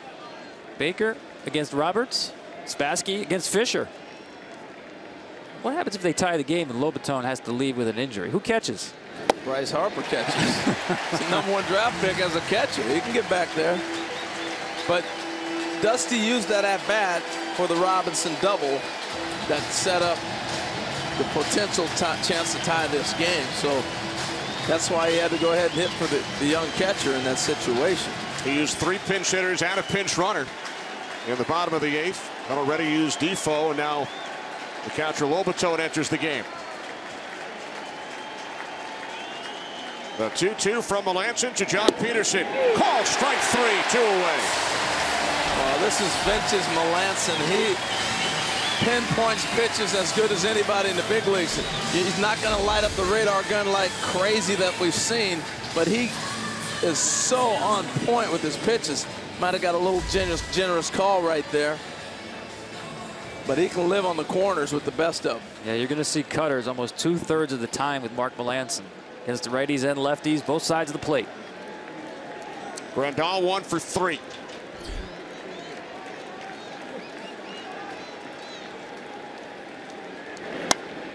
And on the first pitch from Melanson against the shift, a single into right field.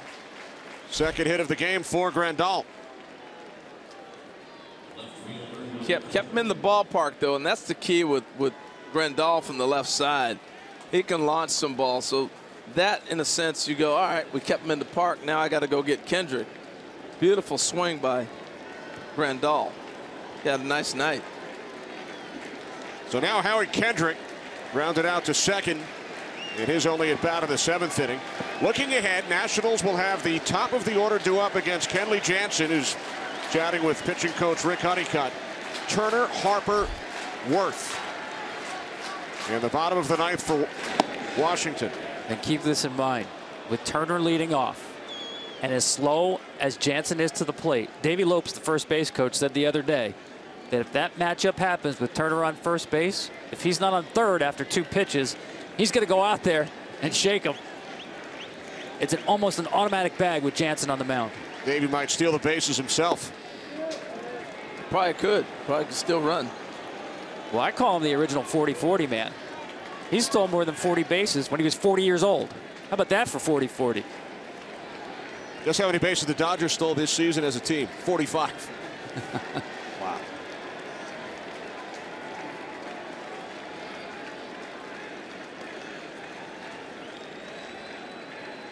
Now the 2-0 to Kendrick. And that's why it's important for the Dodgers to pick up another run, because then that negates Turner from possibly running. If you're down 1, yeah, we're going to go for that. If you're down 2 or maybe 3, now you got to let those bats swing to give you a chance to get back in it. So this is a big run if they can drive somebody in. I thought that ball was in the corner when it left the bat.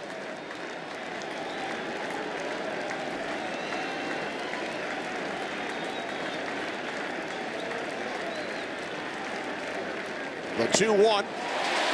2-2.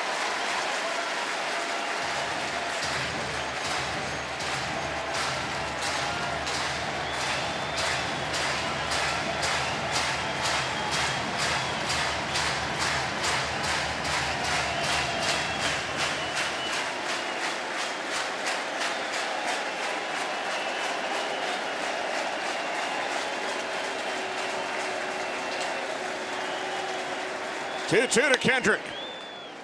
Moving to his right is Murphy. Diving attempt. On his way to third is Grandal, and he is in to second. Kendrick.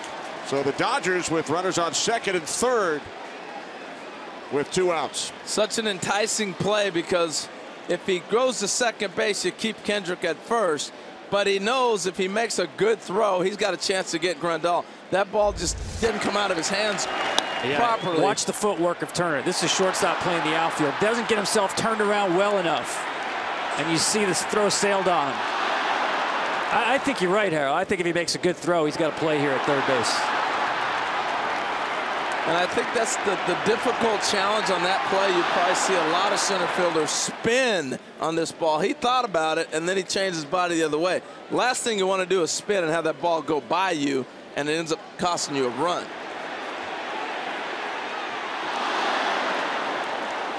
Nice base running by Kendrick, giving it an effort. A lot of guys don't give that effort out of the bag, so you're not in position out from the plate after the swing. You're not in a position to go to second because you haven't hustled out of the box. And now you have to walk Puig here. You don't have to, but they will, which leads to a counter move from Dave Roberts with another pinch hitter. So Puig will be intentionally walked for the second time tonight.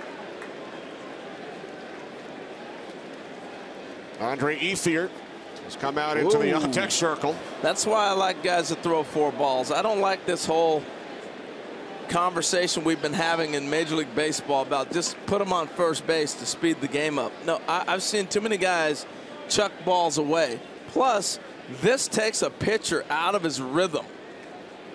Now all of a sudden Melance's got to get back in the groove. This is not a natural throw. I think there's a lot of things that come out of this that force this play has to stay in the game. By the way, we saw Ethier come out, but now that was Jansen. That was a fake move. Yeah. Dave Roberts had somebody throwing in the bullpen. He had Ethier in the on-deck circle, and all along he was in the back of his mind saying, I'm not taking my closer out of the game. Jansen hitting in the 1 spot. This will be his 4th career at bat. 1 for 3. Remember, he's a former catcher. That's right. This is not an automatic out. It's been a long time since he's hit, but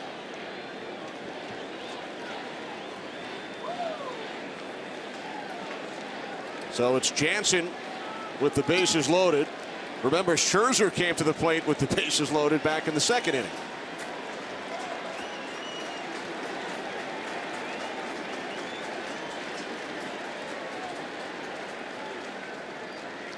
Closer against closer. Strike one. And this again is the difference in the leagues. You know, I love the strategy of the National League, and this is the out. People that compare the same leagues together with stats and all, it's not the same. You got ways to get out and through innings as a pitcher in the National League. You can navigate.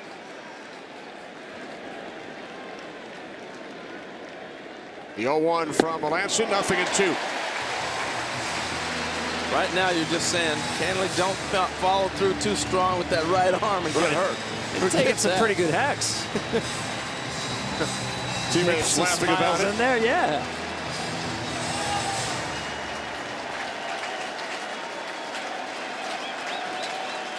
Bases full of Dodgers, 2 outs, top of the 9th inning. The 0-2 to Jansen gets a piece of it.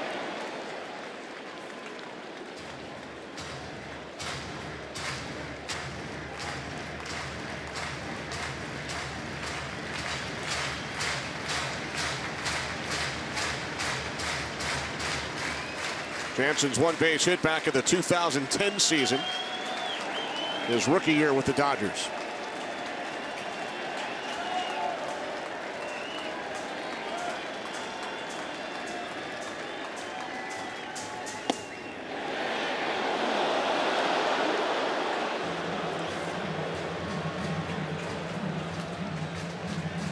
Yeah. I was wondering where he got the bat from. Number 77. I don't know whether that was like the spring training bin or what. I don't think they packed the closer's bat for this trip.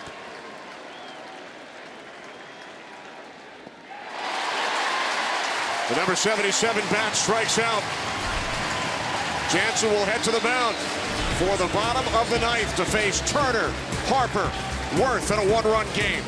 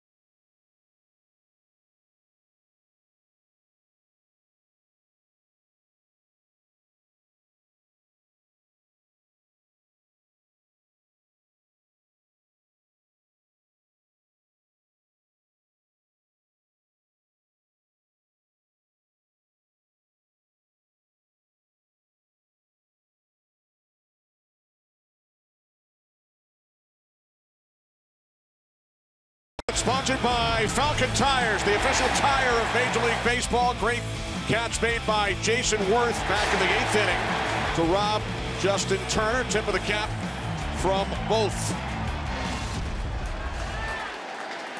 I like the sportsmanship. Awful nice. All right, here we go. This is going to be fun. Bottom of the 9th. Great matchups. A lot of things that can happen here. Trey Turner facing Kenley Jansen for the first time. Jansen looking for the 5-out save. For those of you tuning in for game 1 of the Giants and Cubs, please turn to MLB Network for the start of that game. Also available streaming live on Fox Sports Go. We will get you out to Chicago at the immediate conclusion of the Dodgers and the Nationals. Turner drove in a run with a sacrifice fly back in the 4th inning. That was the last run scored in this game. The Dodgers will face Turner's speed. It's the cutter here, the call. And Harper's power. Harper 3 for 7 with a home run off Kenley Jansen.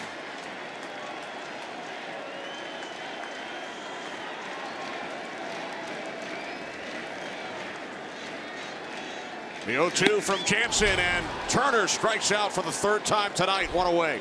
Masterful job. Went down with the cutter, and then he goes up high to take him out of that bat right there. 0-2. Just blacked him out. 3 pitches, and then look at how high the catcher set up, and he kept it up there, and it just, you can see the cut at the end of that ball right there. Up and away, tough pitch to hit. And I would assume Grandal will have the same position, not getting into a full squat, but high target away from Bryce Harper.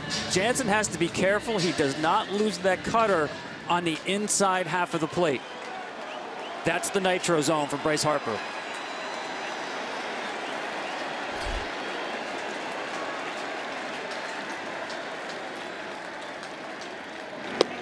Strike 1. He got that strike on Heisey, and then he got it last time on Turner. The ball's holding the plane on that cutter right there. Nice. Down low on the hitters. Harper took Jansen deep back in the 2015 season. As Tom mentioned, 3 for 7 lifetime against the Dodgers closer. Fouls it off down the left field line. 0-2. Unlike the 2 starters in the game today, who weren't quite as sharp as what we're used to seeing, Jansen's sharp. Harold, that cutter was a bullseye right there. It's exactly where you want to pitch Bryce Harper. The Dodgers starter, Clayton Kershaw. Again, we'll get you to Chicago following the end of this one. Dodgers with a 4-3 lead. Bottom of the 9th in Washington. Game 2, 4 Eastern tomorrow. The 0-2 from Jansen. Now 1 ball, 2 strikes. No, it was interesting watching the defense of the Dodgers. As soon as he got 0-2, they moved further into a shift. It's almost like you're telling the hitter, we're going to pitch you inside. Well, you see how deep the outfield's playing. There's playing so deep, no doubles, that Harper could get a hustle double on a single.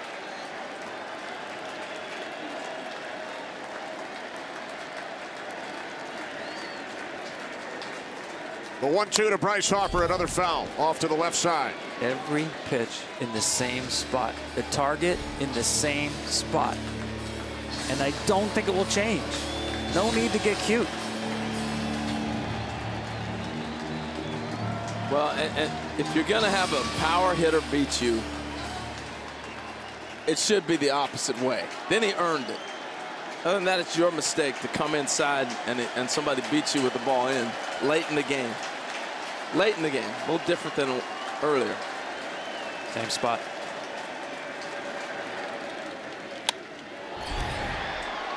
Two away as Harper lines out to the second baseman, Culberson. Well, this is how you get a hitter out, a great hitter out one way. Watch the target of Grandal.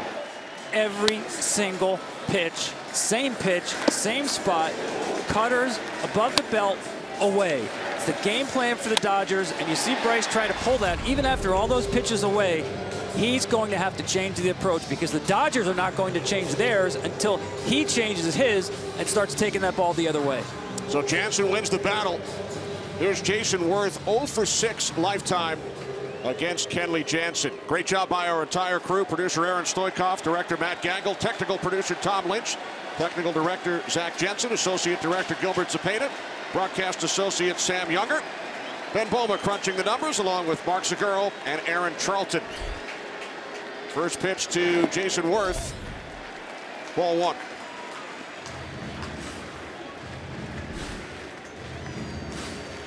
Nationals down to their final out in game 1. Washington just 1-4 here at home in their postseason history since moving from Montreal.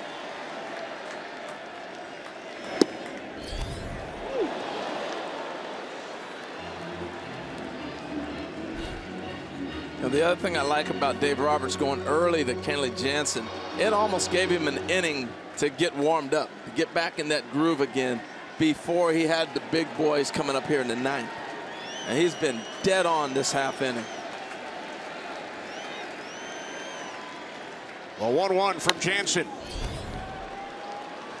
And now the Nationals down to their final strike. Cubs Giants coming up. Catch it on MLB Network or Fox Sports Go. We will get you there immediately following the conclusion of this one. Rich Hill, Tanner Roark. The scheduled starters, game 2 tomorrow.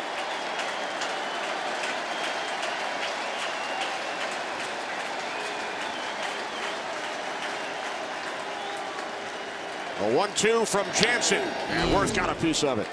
And the pitch before, too, he missed a pitch that he might have been able to handle a little bit tougher with 2 strikes to hit this.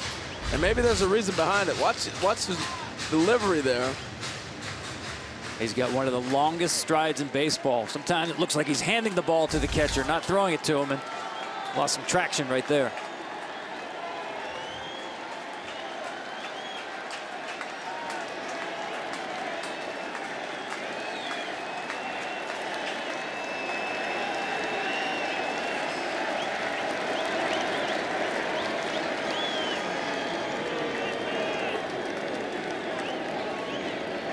If you're Dusty Baker, you want to get Murphy to the plate. Been your best hitter all season.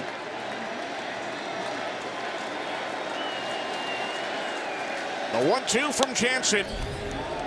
Another foul off to the right side.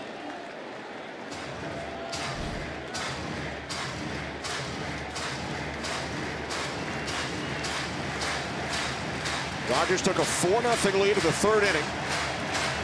Nationals cut it to 1 in the 4th.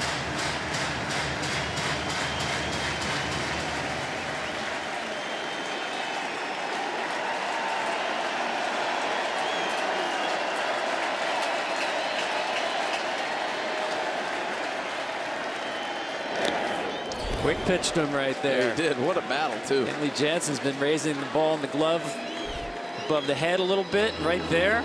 Watch him as he brings his hands together. He's just going to go, not going to raise his hands. I really think Johnny Cueto's brought that vogue. You'll see a lot of that here in the next game coming up, which is underway. Yes.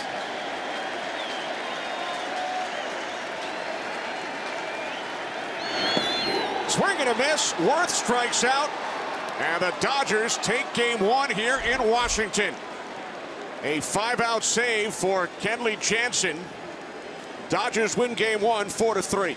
It came down to the bullpen. I mean, the Dodgers bullpen, it's been talked about. They'd be there. Kershaw gave you a warrior battle, but the bullpen brought it home. Yeah, I thought this was the one game where they'd get length from their starter. They didn't, and it was still a bullpen game. So for Harold Reynolds, Tom Verducci, and J.P. Morosi, Kenny Albert saying so long from Washington. Dodgers take game 1 of the National League Division Series. Now to